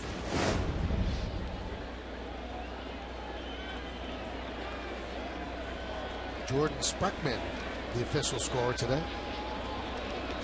Now, I don't remember this about you, Paul. You did a ball like that, you thought was a hit. You see E5 go up on the board. Were you the type of guy standing at first to look up to the press box? There's not too many players that, you don't look up, but you might look at the box score the next day and say, I got some hits and you're 0 for 5. Oh, that was an error. You're kidding me? Oh, so you didn't know it during a game? A lot of times you don't. In the old stadium, everything wasn't so bright and you didn't have a category for everything out there. But, right there, that doesn't appeal to the hitter's eye. It just put the ball in play pretty hard for a tough play. There are some players, I don't remember that many on the Yankees being this way, that if there was an official scorer that won against them, they'd have somebody call up from the dugout because there's a phone. The official scorer has a phone there, and the argument is made on that player's behalf. You know what used to frustrate you as a player is you would go into other cities, and it was like if the guy put the ball in play, it was a base hit, and then you would come home and you wouldn't get the same thing. That, I think, caused more problem with players than an error here or there. I couldn't agree with you more, Paul. I think around baseball in smaller towns, there's so much home cooking. In New York, I think it's down the middle. I think it's fair and objective. But if you go to a smaller city it's going to be always on the home team side. You know, looking back, and I don't want to take anything against John Olerud. He's a great hitter, and he had an unbelievable year in Toronto. But that comes to my mind. I remember seeing him, if he put the ball in play, ground ball, anything, it was a hit if he got on first base. And it just, you know, it would frustrate you as a player because you didn't feel like you were on a level playing field with the other teams.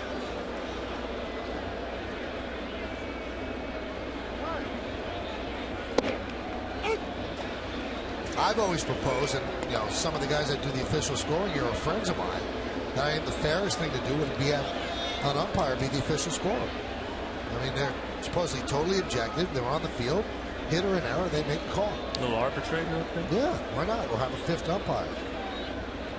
That could also be the replay guy. Yeah. Good changeup. I tell you what, I mean, we just got finished talking. He changes speeds, but he throws strikes with every one of his pitches, and so far I've counted about 5 different pitches that he can throw for strikes.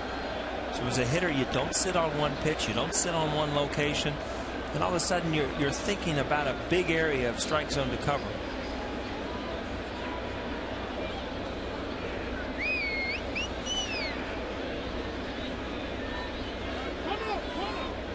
See the different philosophy in base stealing. You know, we talked about Rajah Davis earlier in the game. He takes a very short lead in here and kind of walks out, tries to get a walking lead into a stolen base, where Brett Gardner will just jump out here immediately, kind of get in a runner's pose and just cross over as quick as he can when he picks up. 6 of 12 this year in attempts for Brett Gardner. There he goes. Dickerson strikes out. The throw is not handled by Escobar. A stolen base for Gardner. And Dickerson goes down on strikes. A decent jump, but a great throw. And if it was picked, he was out. But Gardner get in, you know, as a shortstop, Escobar has to get out of the way of the runner, pick the ball, and make a tag. Kind of a tough play.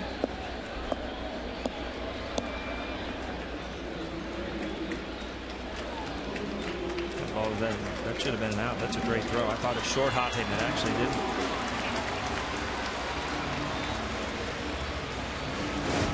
He went in hard with that hand and was down on the ground for a while. And Joe Girardi and the trainer Steve Donahue came out. You can see he's cut, but he waved them away. He said, I don't need you out here. You know, that doesn't look like much, but you know what happened there is you pulled your nail.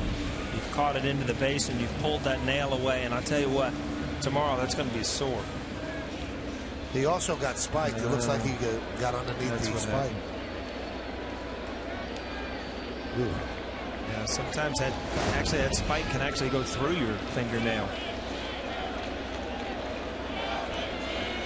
So Gardner's on second for Jeter.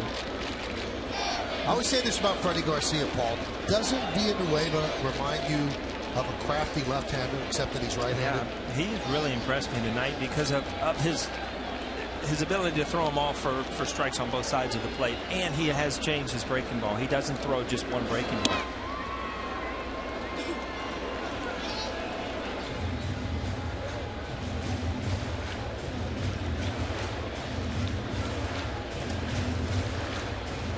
This copyrighted telecast is presented by authority of the New York Yankees and may not be reproduced or retransmitted in any form. And the accounts and descriptions of this game may not be disseminated without the express written consent of the New York Yankees.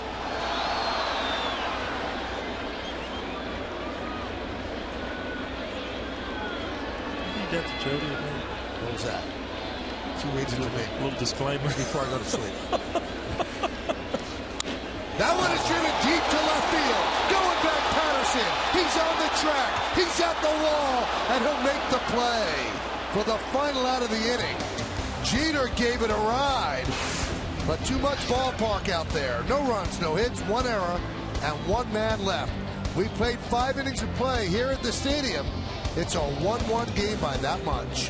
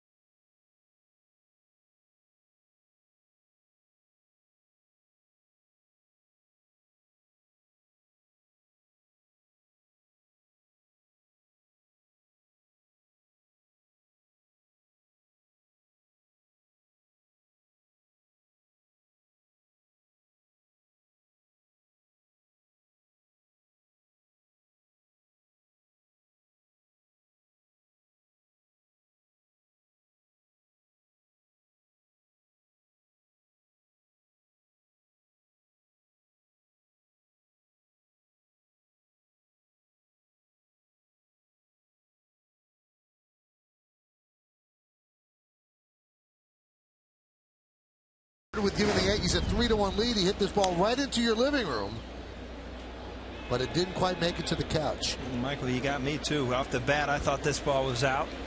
Nothing more frustrating as a hitter to hit the ball to the wall. Just think, if I got just a little bit more of it. Off the bat, it seemed like it was gone, didn't it? To me too. Cool night. Ball not jumping. Yankee dugout thought it was out, and then disappointed when it wasn't. Rare to see Derek turn on it like that, and when he does, he usually does get it out, but just didn't pull it enough. There's a strike for Corey Patterson, who made that play.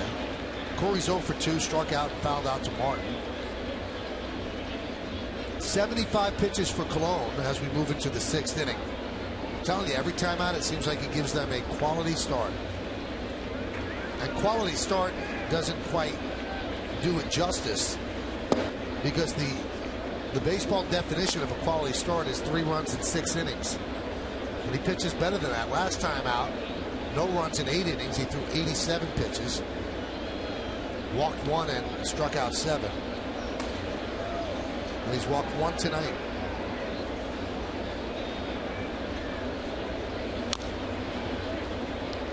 You see the movement on that, and the big thing about Cologne is not just the velocity. He's not hitting the middle of the plate. I mean, he's in and out, and he's used his slider the last couple innings a little bit more. To have that much velocity, coming back from what he's come back from, and still have the control. That's why he's been so successful.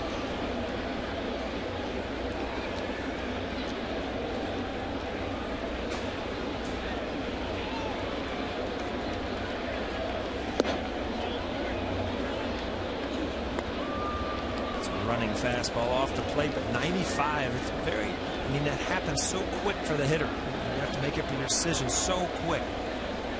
It's tough.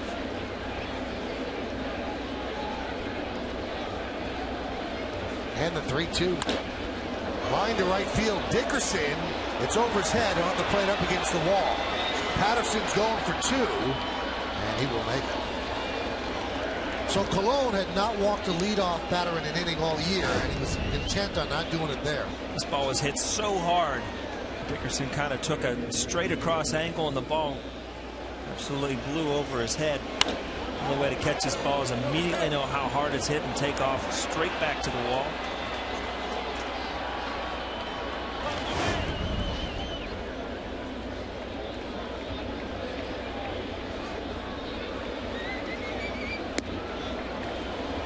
Wasn't much of a decision. Wow, not at all. This Blue Jay lineup, Paul, at this point in time is not good enough to really provide the proper protection of a guy that's this hot, because there's nobody that you could put behind him that you'd rather pitch to than him. Right. No, you'd rather pitch to him than that guy. That person doesn't really exist, and they're not making a tough call batting the shortstop behind him.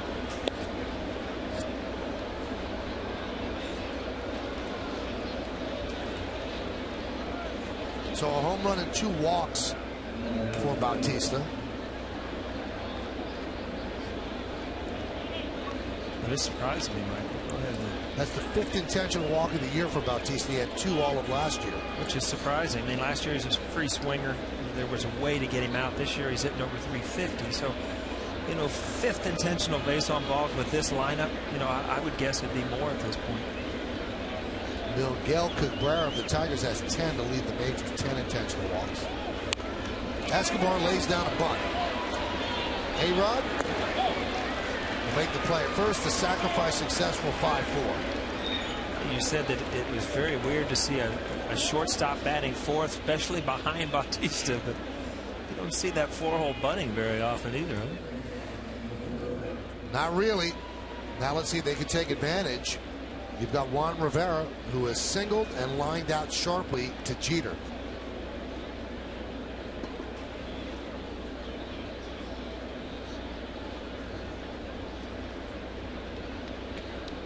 One game. Blue Jays with 5 hits. The Yankees with just 2 against Villanueva. Now you've got Aaron Hill on deck, who's 0 for 2, and I think they're going to talk this over with Colon.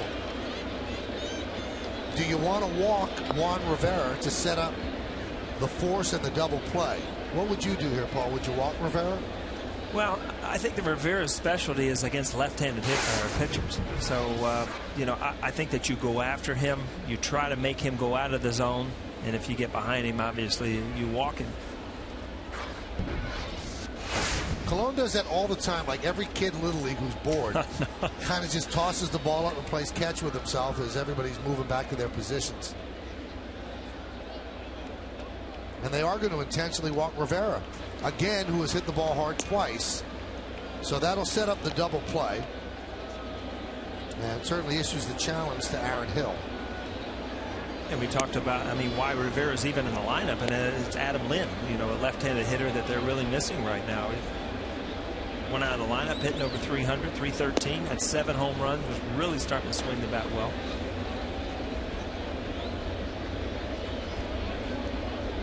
Talking to some of the Blue Jays guys, he's hitting balls off the tee again, so I don't know how close he is to getting back in the lineup, but they miss a left-handed power hitter behind Bautista right now. All right, here's Aaron Hill. He flied out to center and struck out. Big spot in this game.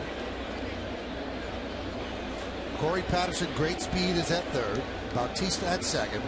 And Juan Rivera over at first. Yankees a double play depth straight away in the outfield.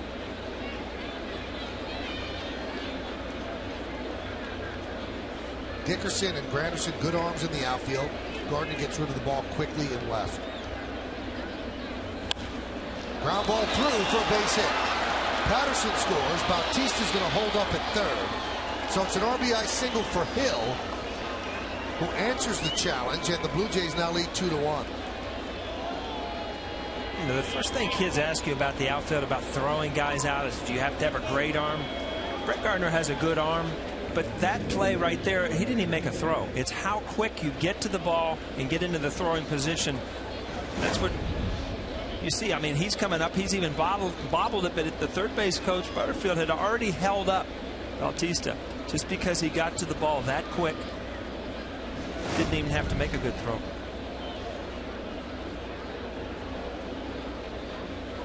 Here's Eric Thames.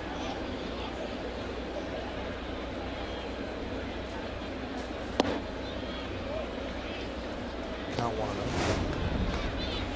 You see Butterfield will come down the line this way, and he'll have to make that call right there immediately. See how quick Gardner didn't even see the throw, but he has to make that decision.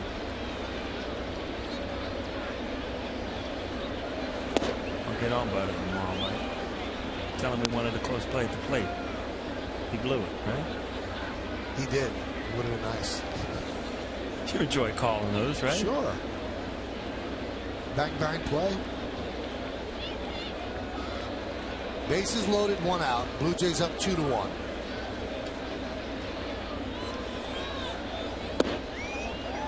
No place to put Thames. Count 3-0.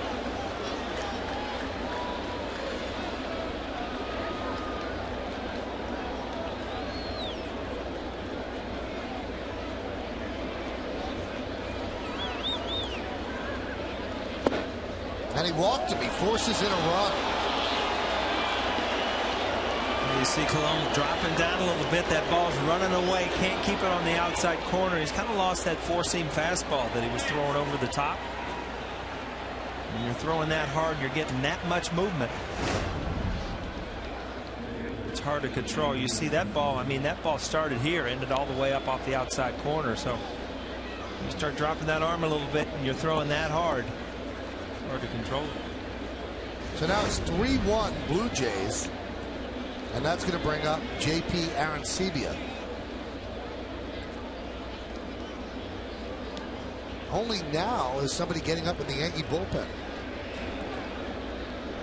Kind of happened quickly. And that's Pendleton warming. That one is ripped into the gap. In right center, it's a base hit. It's going to go to the wall. Rivera scores. Hill scores. Here comes Thames. He'll score. It's a bases clearing double for Aaron Sebia, and the Blue Jays lead 6-1. Well, Michael, you said it happened quickly, and it did. And, you know, it's just all of a sudden a big 2-run or 3-run double. And you see that ball right there. That's not a bad pitch. It got up a little bit, but he found the outside corner, and Sebia just drove it out into right center field. Problem with, you know, when you load the bases up, people, you know, a hitter makes a good swing. You know, it's just not a base hit. It'll cost you 3 runs.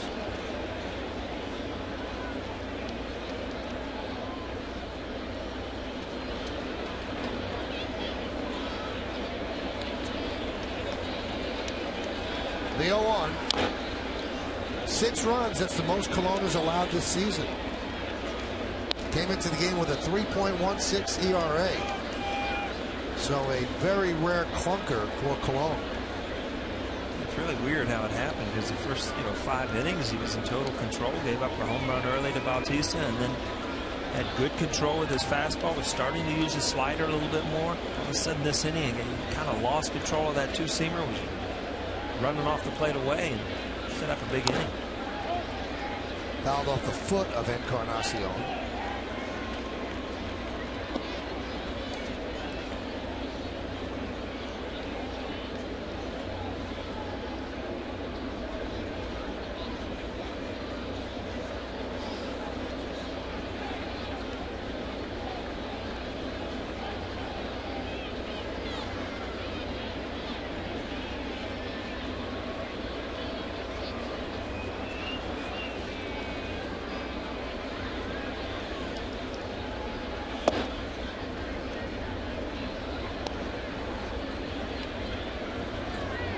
See that last pitch, Michael. I mean, he's almost 3/4 now. Where early in the game, he was really kind of humping up and coming over the top with that 4-seamer.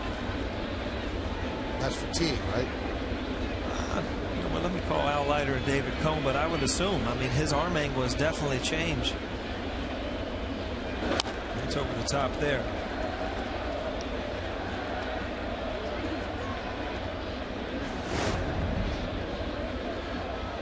See, this is the last pitch where he kind of just pauses and comes right over the top. You see some of those 2-seamers earlier in the inning where he was out almost 3/4.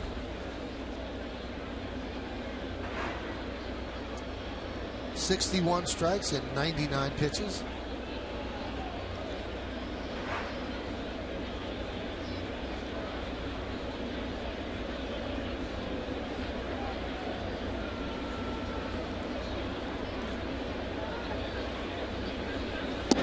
Strike 3. Encarnacion down looking. 8th strikeout for Colon. Got him with the slider, and this ball right here, if you look where it ended up, it's definitely low. But from the side view, probably was close to the knee. Hitters never like it, Michael. I'll tell you that.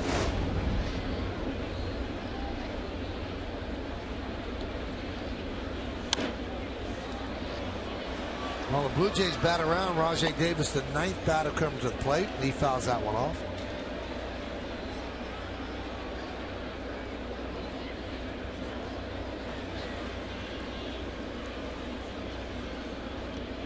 This is going to be the 30th pitch of the inning.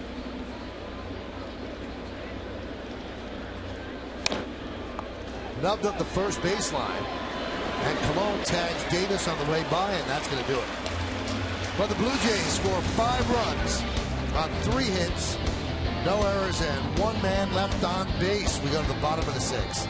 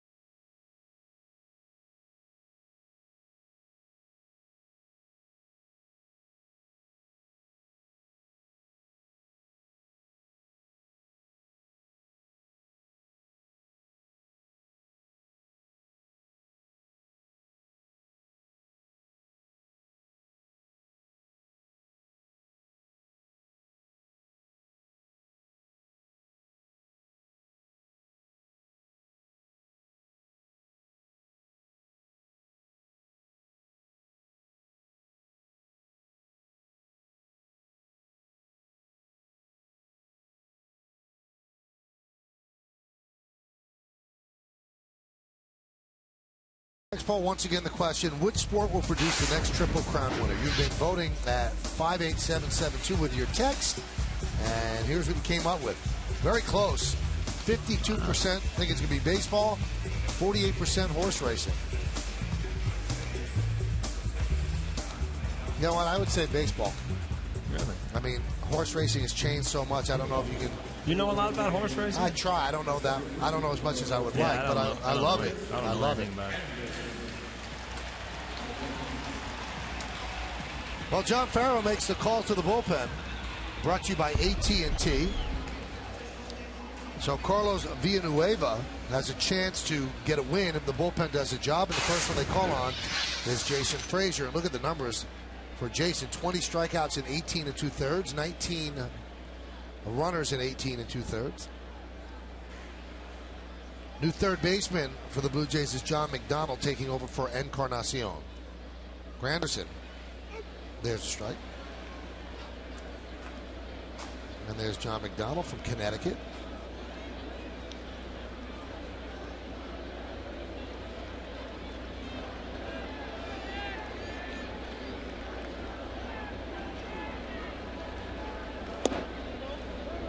Count one.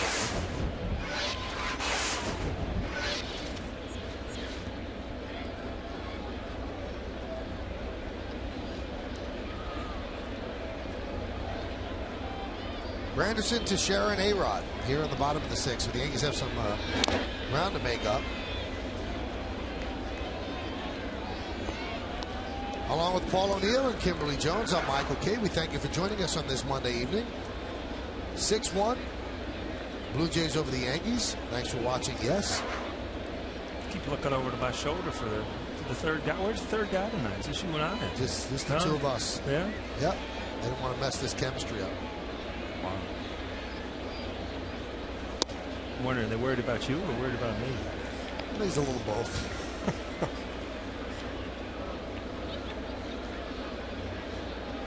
We've got Kim here. She can always step in. I was going to say she might have to do another inning down there or something. The 2-2. Now Frazier has a 5.36 lifetime ERA against the Yankees over 45 games. So they have that going for them. Hector Noesi got a win in his first big league appearance, 4 relief innings against the Orioles.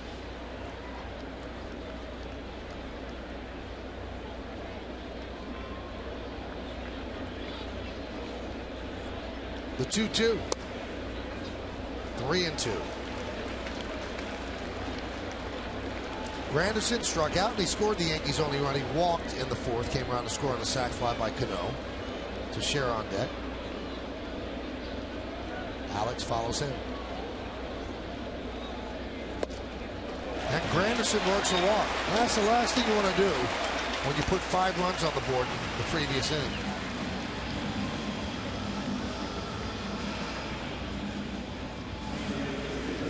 Well, there's a shot of the Mohegan Sun Sports Bar. Situated in center field, the Mohegan Sun Sports Bar is a great place to gather and enjoy the game.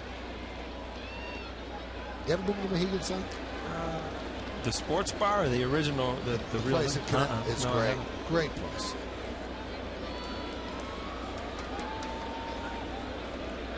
Great venue, great place to see concerts. Here's Mark Teixeira.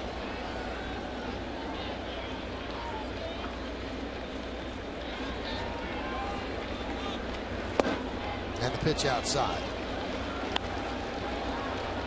I've seen you in a couple concerts. You're a big concert guy. Big. Huh? I'm an event guy. Is that it? You know, something happened, I like to be there. Right in the middle of it. Hopefully.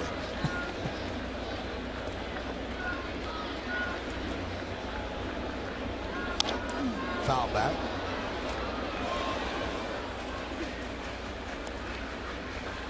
They have to shift on again for Teixeira. Always a danger that some kind of ground ball, if it's a slow roller, that you can only get the out of first. Granderson could just pop up and run the third. Now it's the catcher's job to run over there and cover. Popped up. Going to be a tough play. Patterson on the run, and he makes the play. He covered a lot of real estate to haul that in for the first out.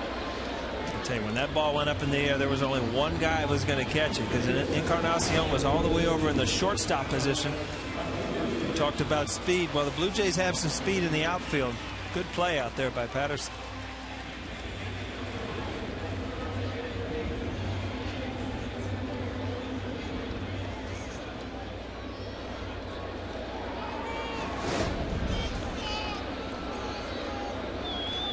That's going to bring up Alex Rodriguez. He has flied out to center and struck out.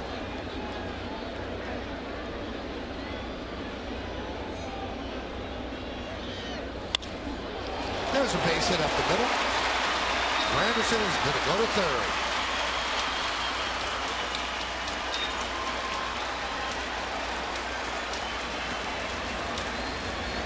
First base hit of the night for Rodriguez, and the Yankees have a threat. Well, these are the positions, Michael, that the Yankees are going to have to get better at. I mean, you're going to have these, the singles turn into run-producing singles and men in scoring position. These are the at-bats that, if you looked at one thing that you could complain about from the New York Yankees, it would be their hitting with runners in scoring position to this point in the year. I mean, it can change. It could change right now. It could change tomorrow. But to be a good team and win with good pitching and defense, you got to drive in those runs when they're out in scoring position. Here's Cano. He's driven in the Yankees' only run with a sac fly in the fourth inning. So he's 0 for 1, grounded to first, and then that fly ball to center to drive in a run.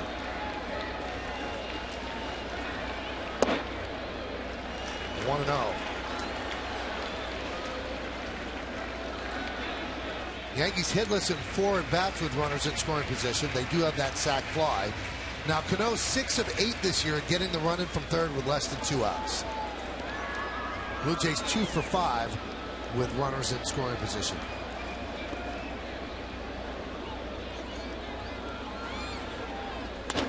Slice foul.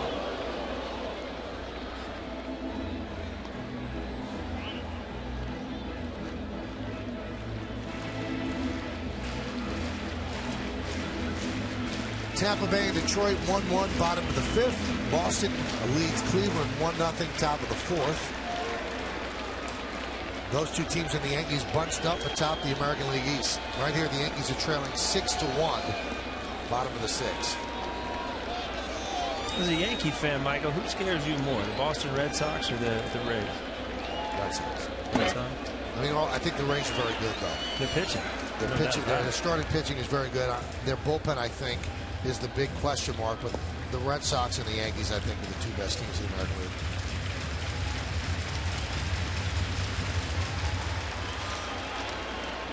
Cano, a .250 hitter with runners in scoring position.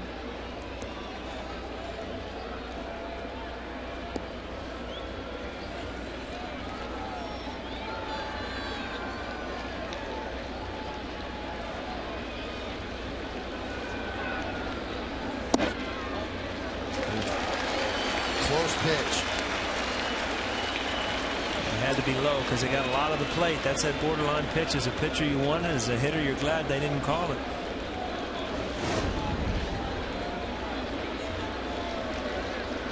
You say it's down. What do you think, Michael? I've seen lower pitches called strikes. Yeah, I saw one on Posada yesterday was lower than that. 3-1. This could be a double play. Oh, he booted it. Everybody's safe and a run scores. Escobar booted the ball in his haste to start a 6-4-3 double play. And John Farrell is going to argue with second base umpire Wally Bell. You couldn't ask for anything more from your pitcher. You get your ground ball double play. Absolutely lost it in the exchange. We're going to have to see the side angle here. He was out. He was out.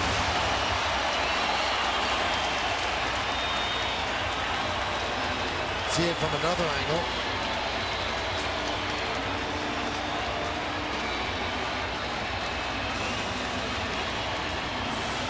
Yep, he was out from that angle too.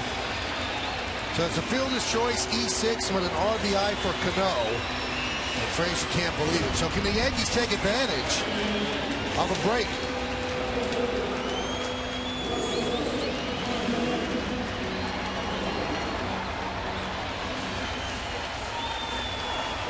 So here's Russell Martin. He is 0 for 2. Flied out to left and then fouled out to the first baseman, Rivera.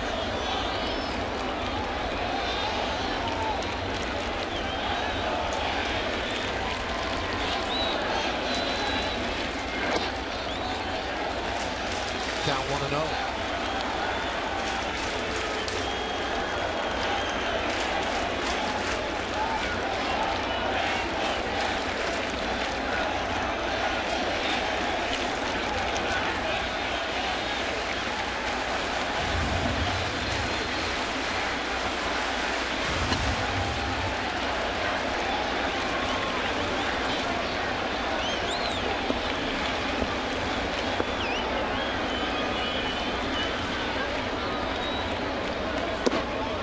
Opponents are just 2 for 25 this year against Frazier with runners in scoring position. He's got the count 1-1 on Russell Martin. It's a tough pitch right there. Kind of a slider right at his front hip. Brought it over the inside corner. Blue Jays carry 8 relievers, 6 righties, and 2 lefties.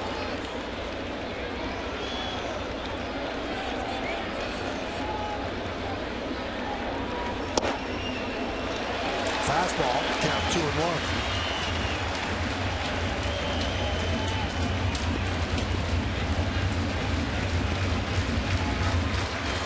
Little pacing there by John Farrell. And they're going to go to the bullpen forward.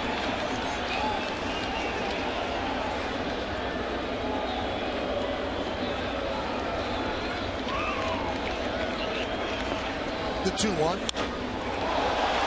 Fly ball left field. Off the end of the bat, Patterson will put it away for the second out.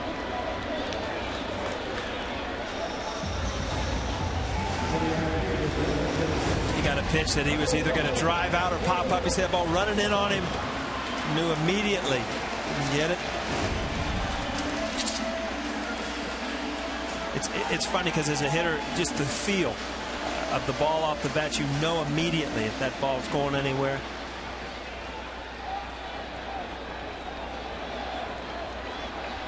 Problem with baseball, Michael, you don't get a second chance in that position. Not enough second chances in life. Not enough foul balls, you know. Here's Posada. He is 0 for 2. Posada 3 for 14 with 2 home runs lifetime against Jason Frazier. Good changeup. You know, it's funny, Jorge, you've talked about his struggles a little bit the first couple times up. It seems like he was trying to see some pitches, took some fastballs down the middle. Now he goes up in a swinging mode. Changeup right on the outside corner. It's just, you've really got to fight it mentally because you just think that everything is against you. I think that every good pitch the pitcher has is he's thrown it to you.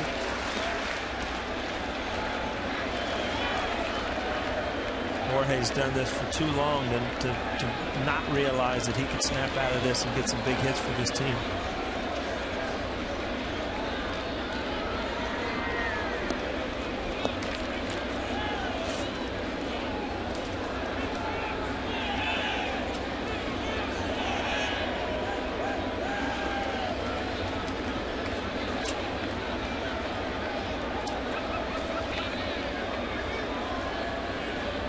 Seavey is certainly taking his time, and Frazier's not shaking off, but just staying there until he sees a sign he likes.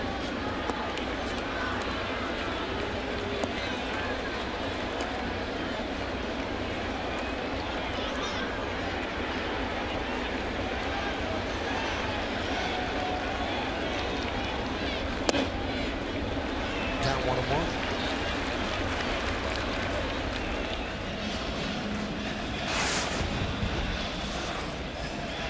Big part of the game, so they want to settle things and come to agreement on what he's going to throw.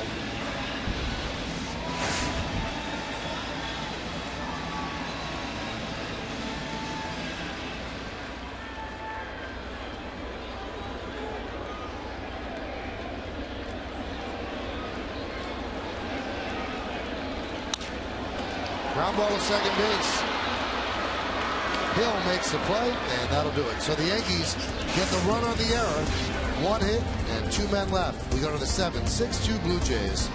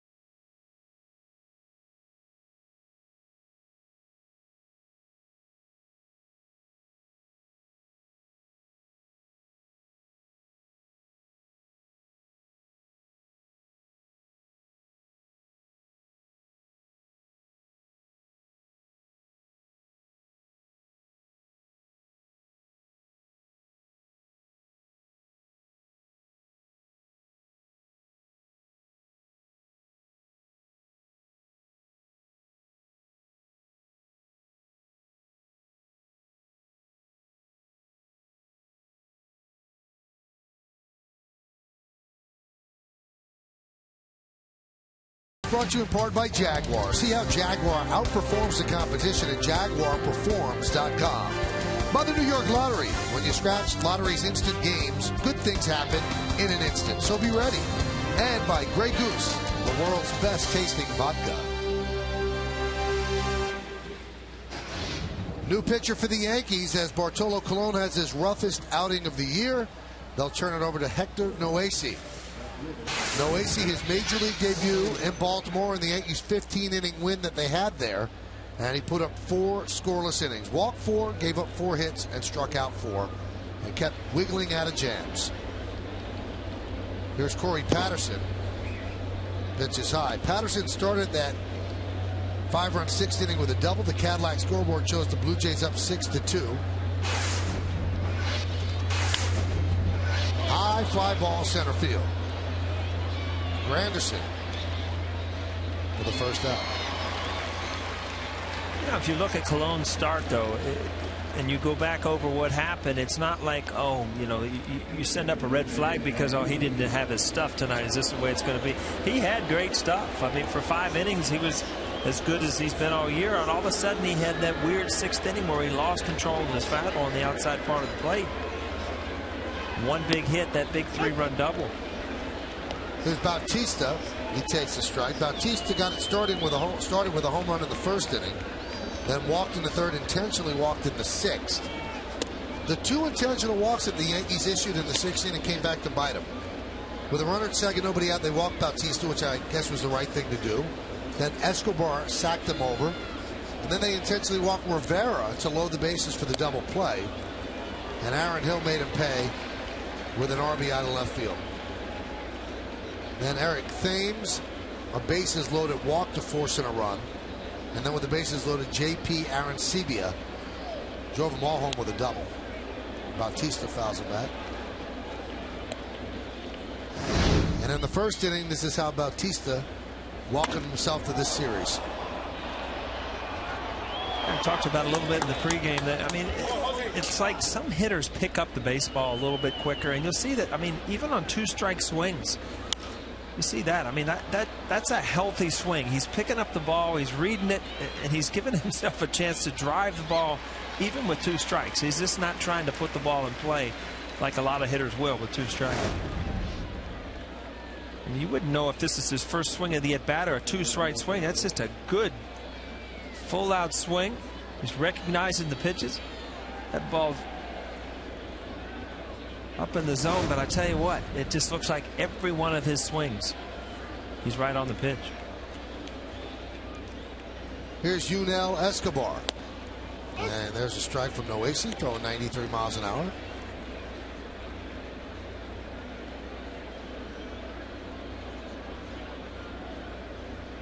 He's talking about that one slider that he saw up in the zone in the middle of the count that he fouled off. And he kind of jumps at the fastball, but the slider, I always talk about, you know, as a hitter, when you make an out, you go back to the dugout and you think of pitches that you fouled off that you should have done something with, and there was a slider early in the count that he's probably talking about. Granderson with the slide and the catch. Take a hit away from Escobar. So Noesi works a 1-2-3 7th inning. At the end of 6 1/2, it's time for the 7th inning stretch. Yankees are trailing this one 6-2, but we'll stay right here and honor America in the Bronx. And now, ladies and gentlemen, please rise and offer a moment of silent prayer as we remember the servicemen and women who are serving our country at home and around the globe.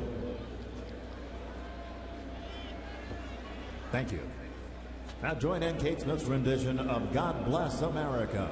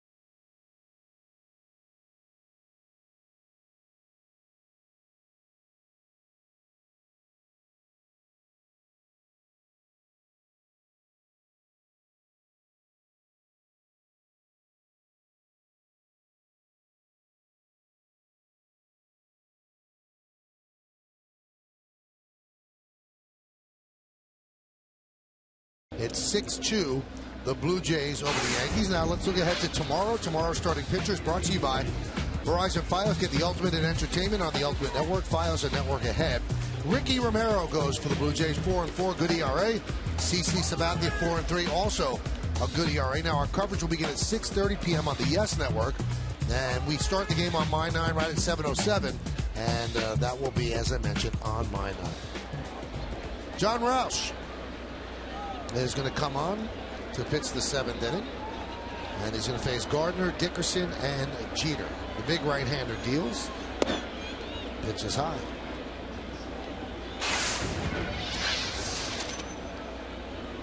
Those are the numbers. 5 saves for Roush. Got a bush on his neck. No? It's certainly not subtle.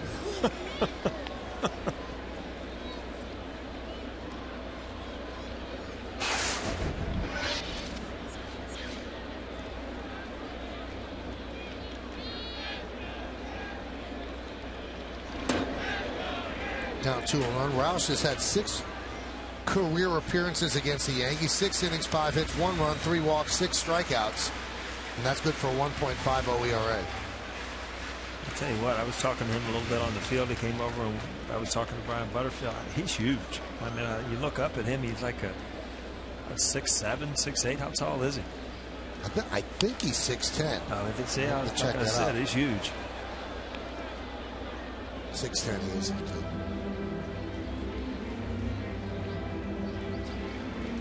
He's packing 290. But 6'10", 290, that's certainly not heavy. Oh, he's just big. Yeah. And I'll tell you what, as a hitter, the release point of a guy that tall is so much different than everybody else. I wonder the fact that he's 6'10", 290 and doesn't throw extraordinarily hard, if that throws you off as well. No, you expect him. I mean, you just look out there as a hitter and you're like, wow, this guy's going to bring it. And then you're right. You know, he's in the range of everybody else, but it is a little more difficult because of the angle that they create being that tall. Swing and a miss. And Gardner down on strikes.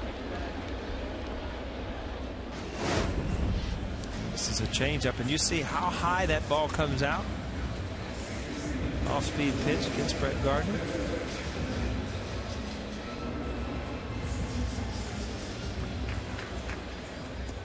See that release? It's a breaking ball. It's not a changeup.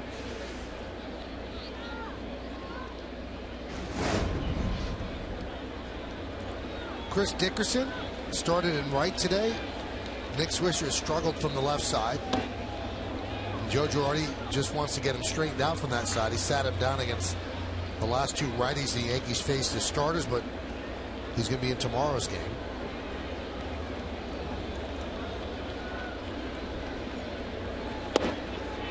Kind of an old rule of thumb, and I remember Joe Girardi and coached under Joe Torre and Don Zimmer, and the rule of thumb was always 2 days was much better than just giving a guy a day off if you're really trying to clear somebody's head. Either a day off right before a team day off, so you got 2 consecutive days, or just back-to-back games.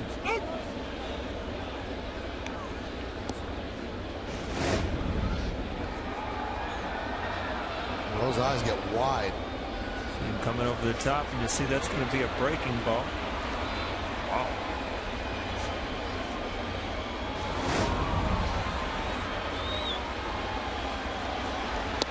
Swing and a miss. All right, so we're talking about tall pitchers. Randy Johnson. Did you ever get a hit off him? No. Did you face him a lot? Not a lot, but I faced him. Not a lot, though. 0 for 5, 0 for 8. 0 for 5, yeah. 5. Yeah. I think Buck Showalter was the manager at that time. I didn't think he liked my chances.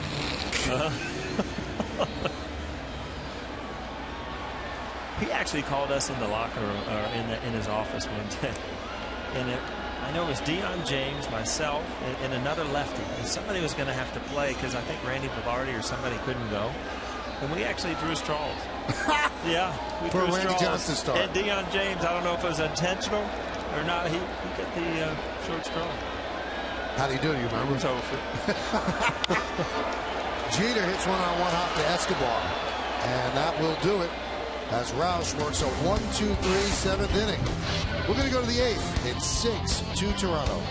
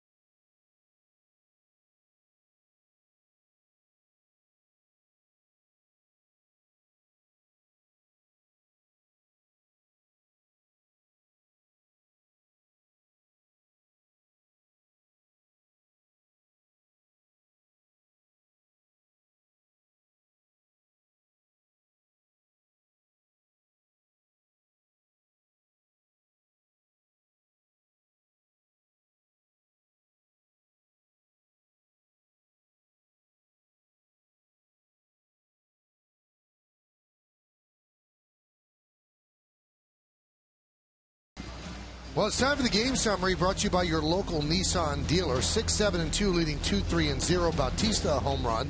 His 19th to lead the majors. Aaron Sebia, that big hit in the 6th inning. A bases loaded double to drive in 3. Bartolo Colon struggled today. He had good stuff, but faltered in that 6th inning. 6 innings, 7 hits, 6 runs, 4 walks, and 8 strikeouts.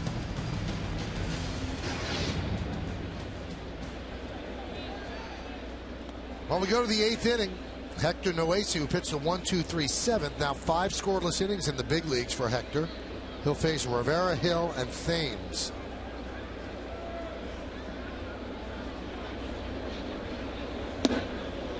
Breaking ball, no bite. 1-0. The Hyundai scoreboard shows a 6-2 Toronto lead. First game of the 3-game set.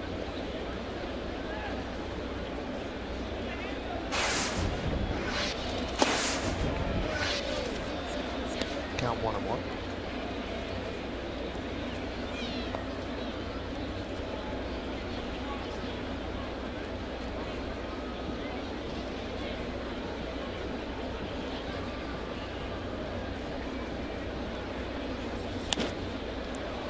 High fly ball left center.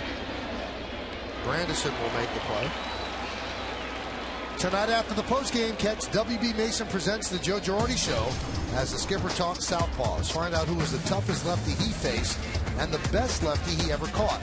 And on Sunday, it's an all-new episode as Joe looks back on the epic 1996 season with David Cohn. It's the Joe Girardi Show, and it's only on Yes. Hammered down the left field line, but foul. Best lefty he ever faced, I'm going to say Randy Johnson. The best lefty he ever caught. Well, the best, I believe he did not have much success against Randy. He said that he said he wasn't scared. He just had no chance. Didn't see that. But there was a lefty, a really good lefty that he did well against. I'm trying to remember what he said. I think he had decent numbers against Glavine.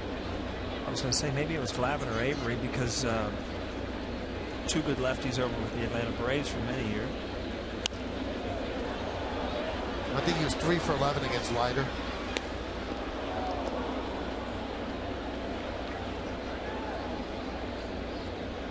What's amazing how you guys have a memory about this stuff.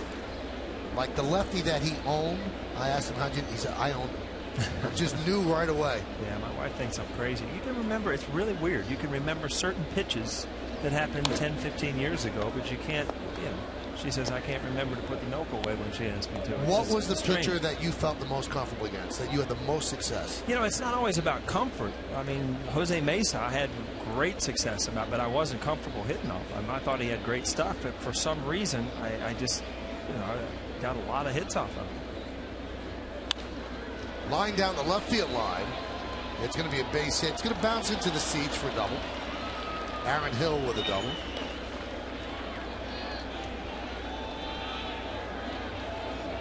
Aaron Hill's had quite a night. Big RBI single with bases loaded. They kept that going. You see this ball kind of stays out over the plate. Had spin back in, but it just didn't have enough bite on it to get back in on side.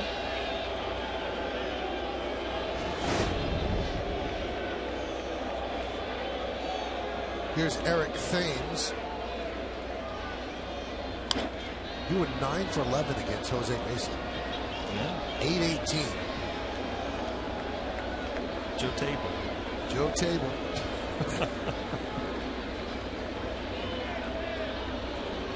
Or Spanish speaking American. What was his nickname? Joe Table. Mesa is Table. Grounded to second. Cano for the second out as Hill moves to third.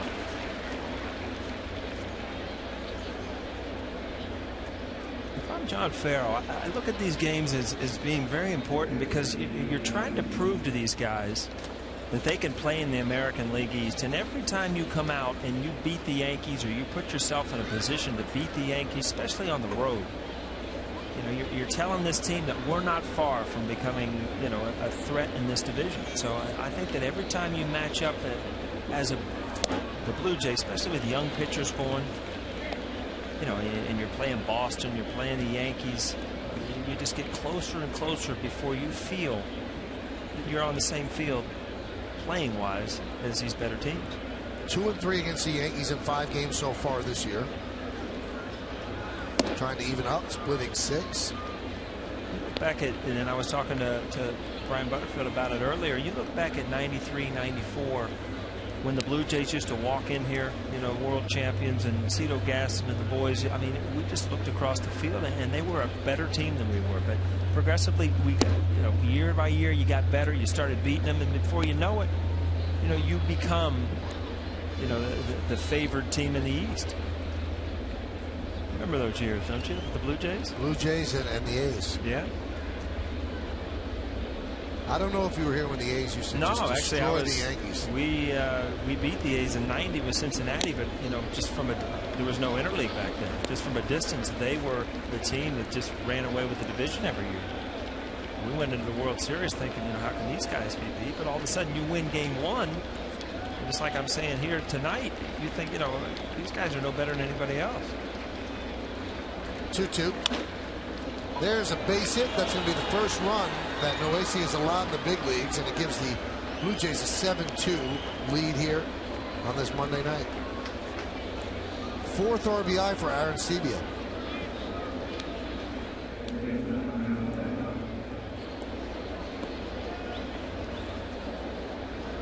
These are the nights you look at Arecibo, what kind of night he had, a 3-run double and then another RBI. These are the nights where you get on the bus and you go home and you're sitting in the hotel and you're just thinking, you know, how great it is to be in the major leagues. You just feel so much adrenaline, so pumped up after having good games. I don't care if you've been here a day or 10 years, you still get that feeling after you've had that big game.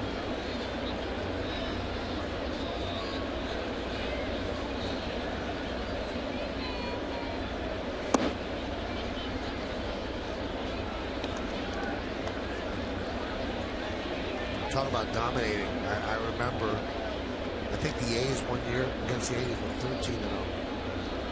And Dennis Eckersley would rub it in their face and he'd point every time he got it. That one has popped up. Cano is there, and that's going to do it here in the 8th inning. 1 run, 2 hits, 1 left. We go to the bottom of the 8th, 7-2 Jays.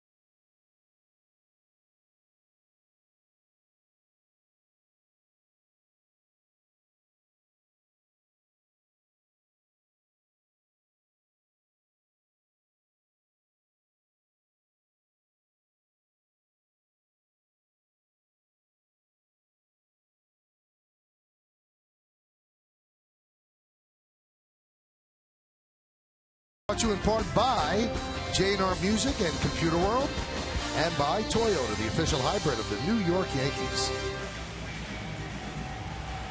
Yankees running out of time. We go to the bottom of the 8th inning. John Roush still in there. It'll be Granderson, Teixeira, and A-Rod here in the 8th inning. The Yankees trying to make up a 5-run deficit. Granderson has walked twice and scored the Yankees' only runs.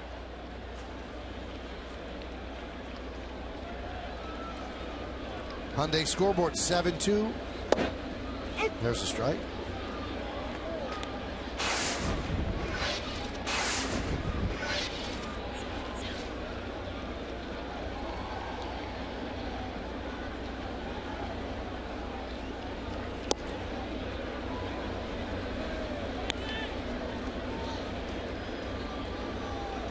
Talked about Granderson and some of the things he's thought about lately. You know, I had so many hits, but I had so many strikeouts. I don't feel as good as I should.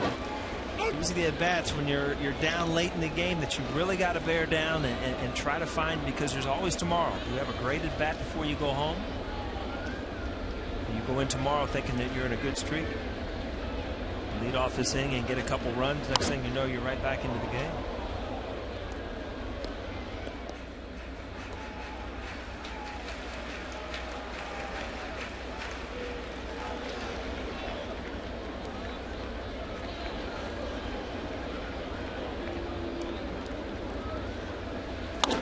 Line drive, foul.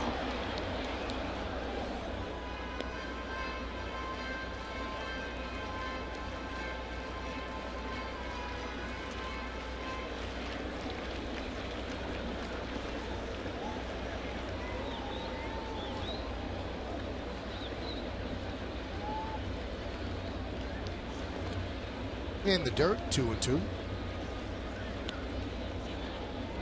Villanueva started, gave them 5 strong innings, allowed just 1 run. Then Jason Frazier allowed a run in the 6th. And John Rouse pitched the 1-2-3-7, still in there in the 8th.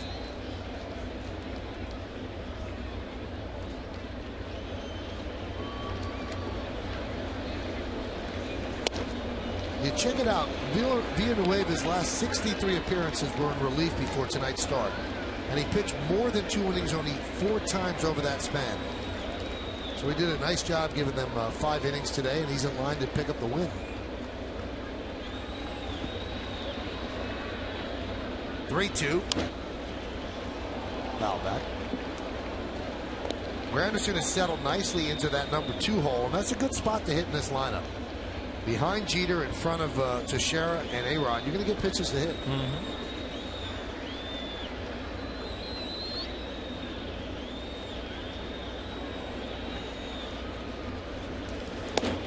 How about that? Granderson walks 3 times.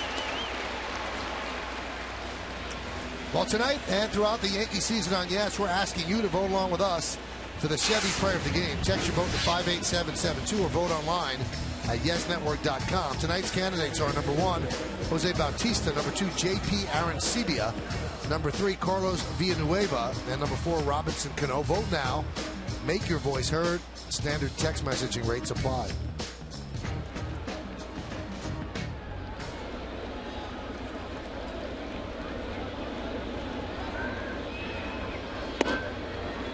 Count 1-0.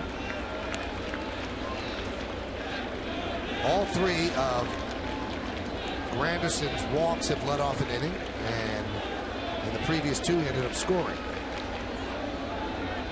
Teixeira's 1 for 3 tonight, struck out, singled to right center, and then flied out to the left. A good play, running play by Patterson. They have the shift on again for Teixeira.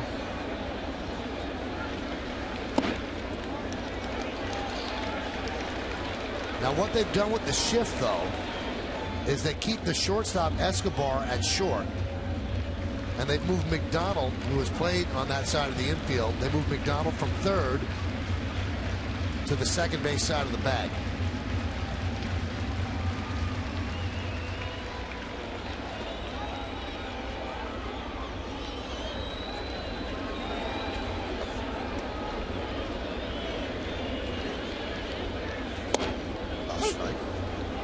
I just got to tell you, Mike, I'm looking at my card here for my Jeep scouting report for the pitcher early in the game, and Ryan helped me out a little bit. I'm not going to lie. Sure. I mean, just look how on Ryan is tonight.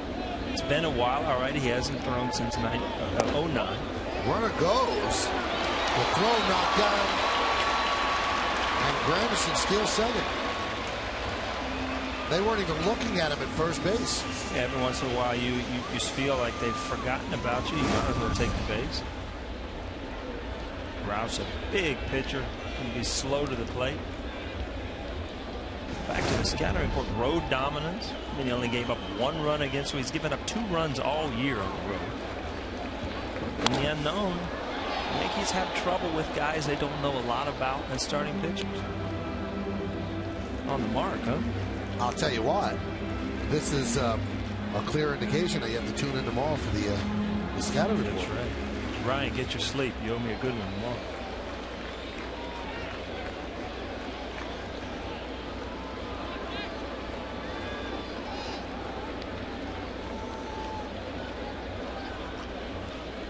Three-two. Swing and a miss. Got him.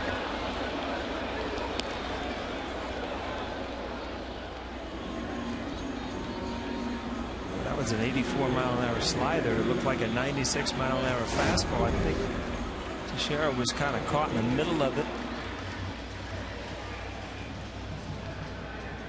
Very flat slider, kind of underneath it.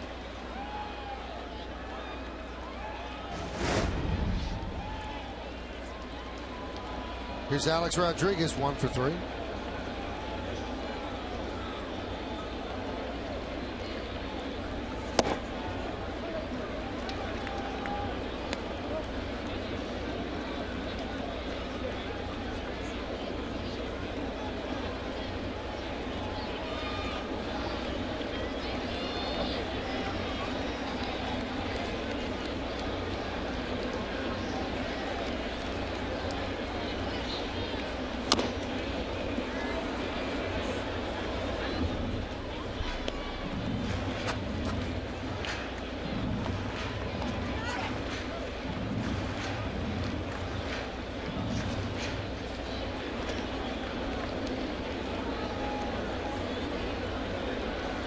Roush's slider and his fastball, I mean, a couple miles an hour difference, but different break on the ball. His fastball sinks a little bit. His slider doesn't have a big break. It's kind of flat.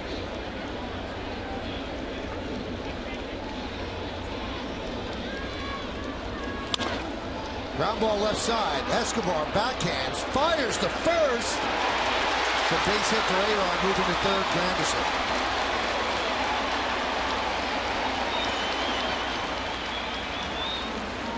Escobar made that pretty close. Yeah, man, it's good base running by Granderson. I mean, if he takes off on this ball as soon as it's hit, Escobar's got a good shot to just wheel that ball to third, but he waited to see if he was clearly going to make that throw to first base, and he can walk into third base.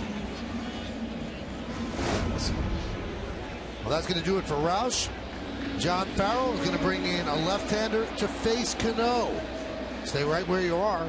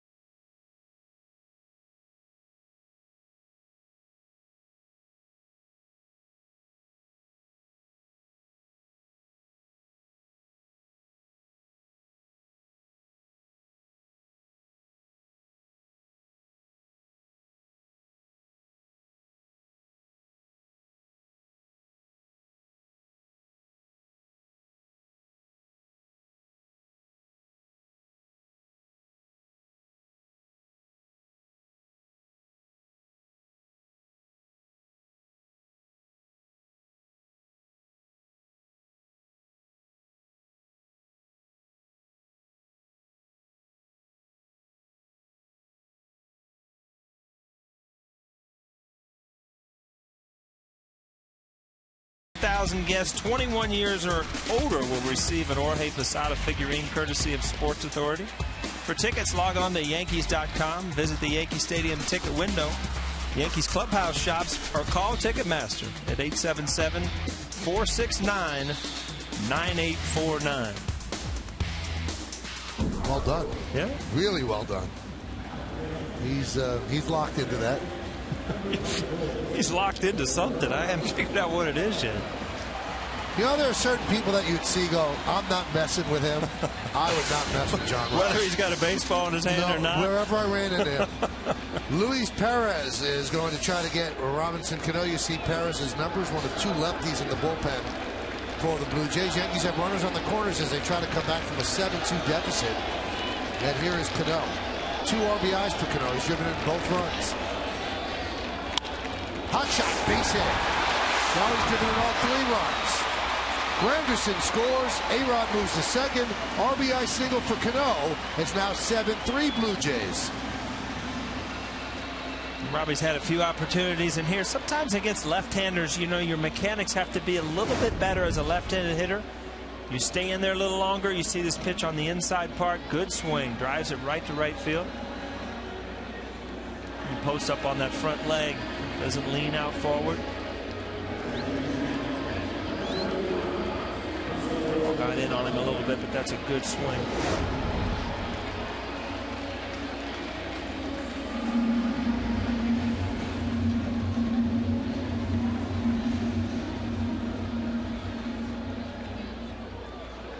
So now first and second with 1 out, and here's Russell Martin. Martin is 0 for 3. 2 fly balls to left and a foul out to first. Pitch outside.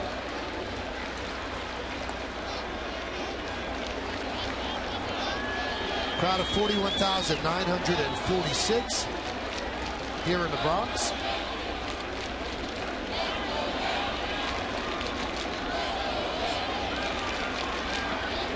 Low on 0. Popped up. Rivera makes the play for the second out.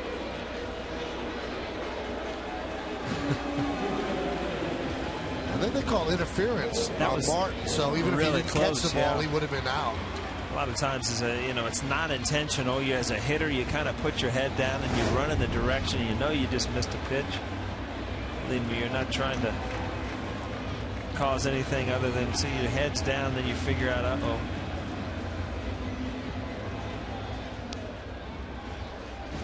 Now here's Jorge Posada. He is looking for his first hit this year from the right side. He's essentially become a platoon player against lefties. The Yankees will give Jeter or A-Rod a half a day off at DH. He's 0 for 25 against southpaws.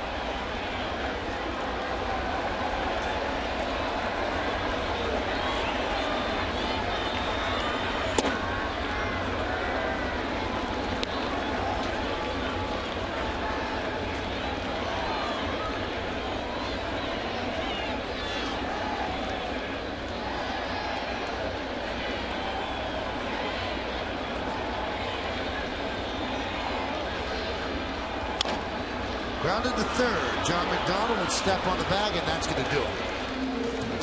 Yankees get a run on 2 hits. They lead 2. We go to the 9th. It's 7-3 Blue Jays.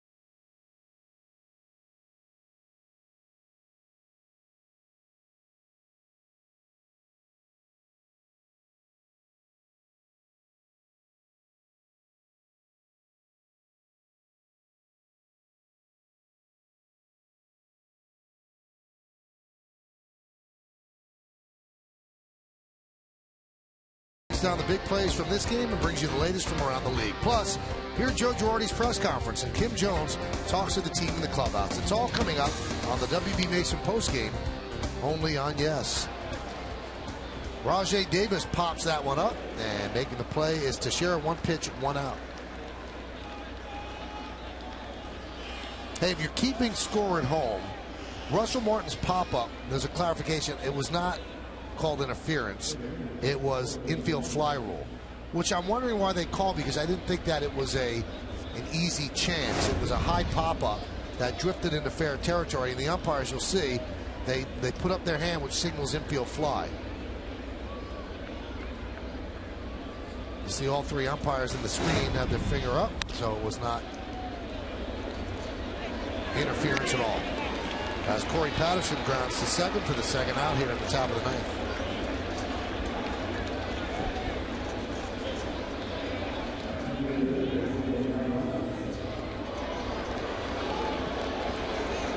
So Noesi has gone 2 2/3 and allowed 1 run.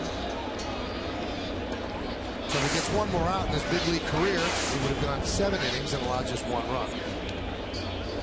Now he's got a tough customer. He's already retired at once. Jose Bautista. Bautista homered, walked, intentionally walked, and then popped to second.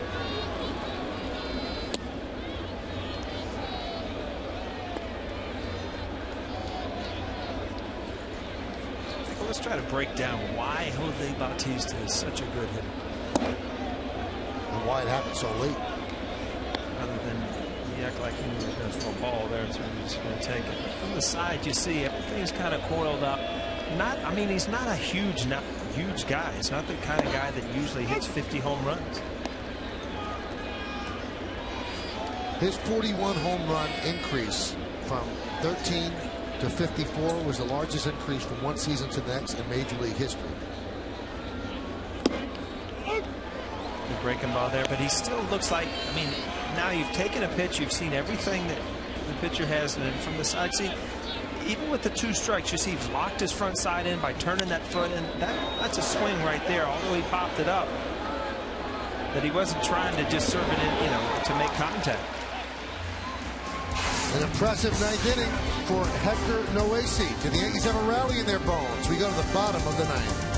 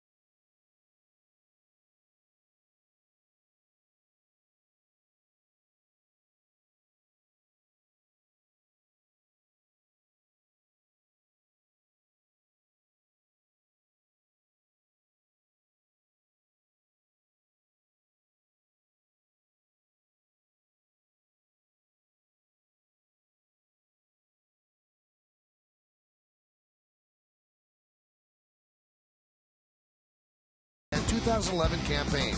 It all starts tomorrow at 7 with full match analysis on Arsenal 360 right here on Yes. Soccer fan? Not my favorite sport.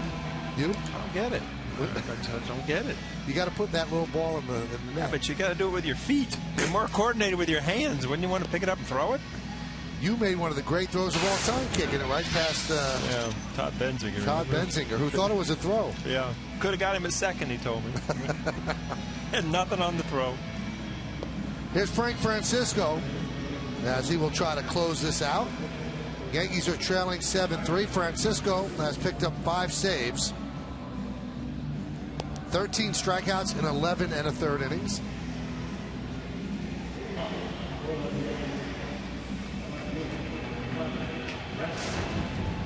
And he's going to face Brett Gardner to start it off, along with Paul O'Neill and Kimberly Jones. You're watching Yankees baseball here on Yes. We thank you for joining us. Yankees are trailing 7-3, bottom of the 9th inning. You've had a good time with us on this Monday evening. Probably have a better time if the Yankees throw up a 5 spot right here, wouldn't it? We'll see if they have it in their bones.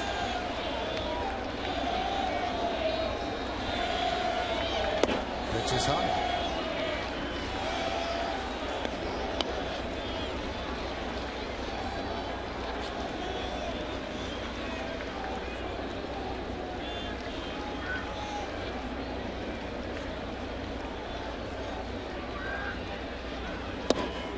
There's a strike to Gardner. Looking up at the scoreboard, Michael, you see Boston beating Cleveland 2-1. Tampa Bay losing 2-1 to Detroit. A couple tough games going on. And I look at Cleveland. I mean, where did Cleveland come from? Unbelievable. Everybody's having a good year at the same time, and they're playing well despite the injuries to Hafner. That one's lined in the left field, a base hit, and Sizemore. So Gardner with his 2nd hit of the night. And that starts off the 9th inning in proper fashion. 8 games in May, and Francisco has a 9.0 ERA.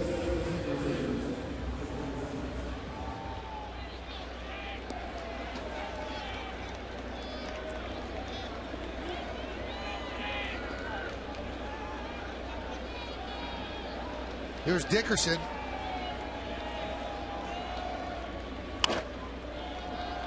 Fouled away.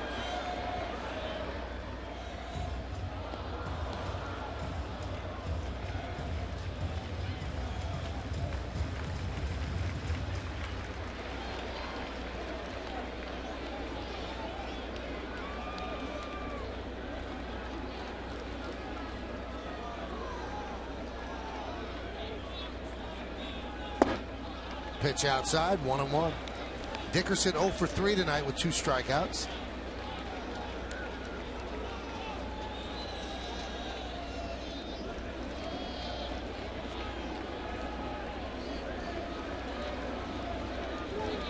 Runner goes. Swing and a miss, no throw. And that's a stolen base for Gardner. Why wasn't that? Because it's not a case where it doesn't matter in the game. It actually gives the Yankees an advantage for going to second base. Defensive difference? Defensive indifference. Is that in Webster's? Can you look that up? Those 2 words, but not both of them together. It's really to the discretion of the official scorer. He could have called that defensive indifference if he chose.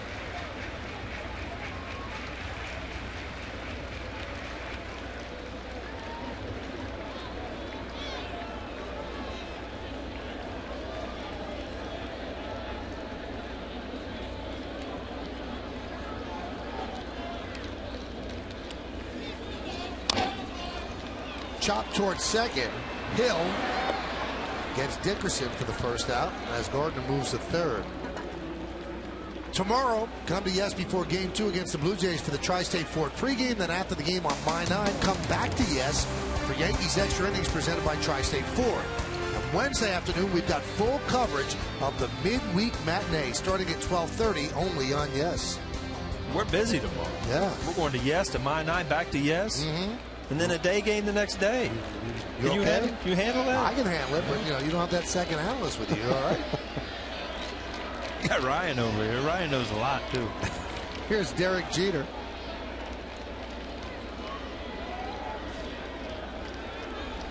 Jeter is a allowed 0 for 4.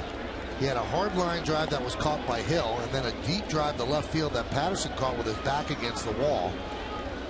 But 0 for 4 nonetheless. He remains 25 hits away from 3,000.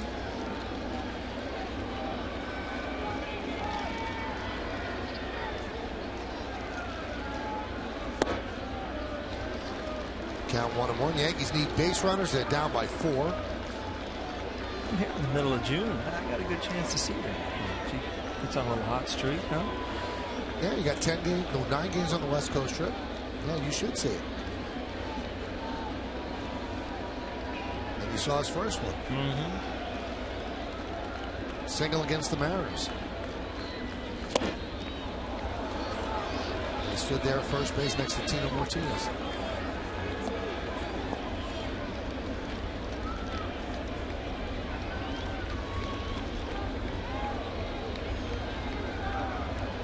Let me see. Was Jorge up then? Jorge was up in 95, I think. Okay, so he but saw that hit. He went down in 96. Right. So he saw G's first hit. And Mariano also? Mariano also.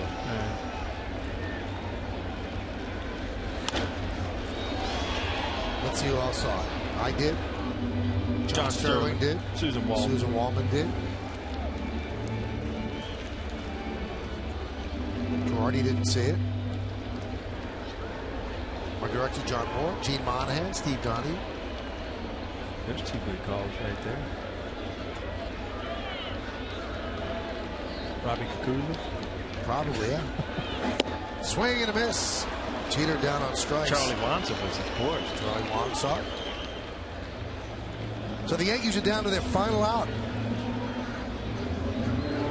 And that'll leave it up to Curtis Granderson, who's actually scored all 3 of the Yankee runs tonight.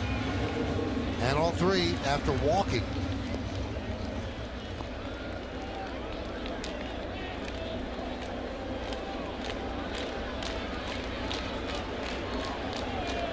Gardner is at third.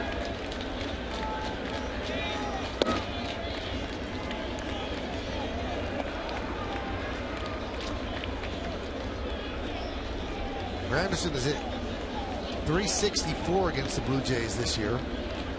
3 homers and 7 ribbies.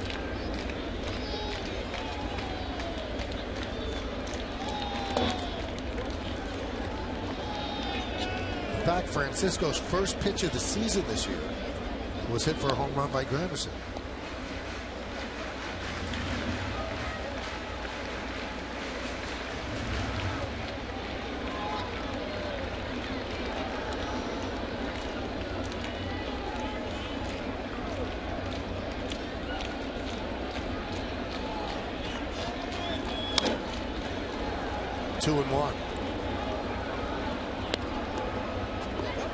Kevin Gregg was the closer last year for the Blue Jays, but he left as a free agent, signed with Baltimore, and he's really struggled with the Orioles.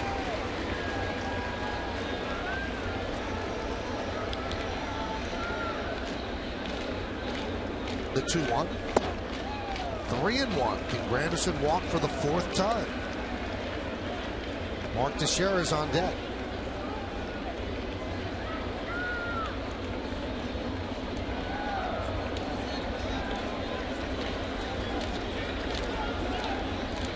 The pitch. Driven deep to right field. That ball is a foul ball. Kept hooking. And Granderson stumbled around first. Gets back and will take another hack. See Granderson, though, digging in there, having good at-bats. As soon as that ball was hit, I mean, it was a home run. It was foul. Bautista didn't even move at right field. Ball hit right on the nose, but just hooked a little bit too much. Oops. So frustrated, he tripped over the base. Foul ball to the right of the pole. Here's the payoff.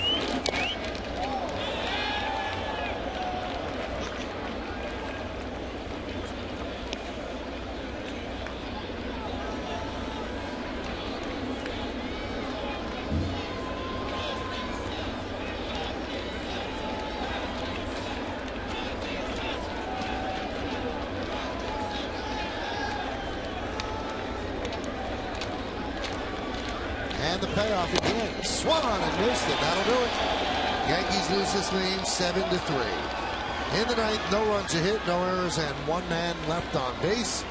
The Blue Jays with that 6-run 6th inning, or 5-run 6th inning, make that hold up, and they beat the Yankees 7-3. Stick around for the postgame show to find out who's tonight's Chevy player of the game. Bautista with his 19th homer of the year. That was in the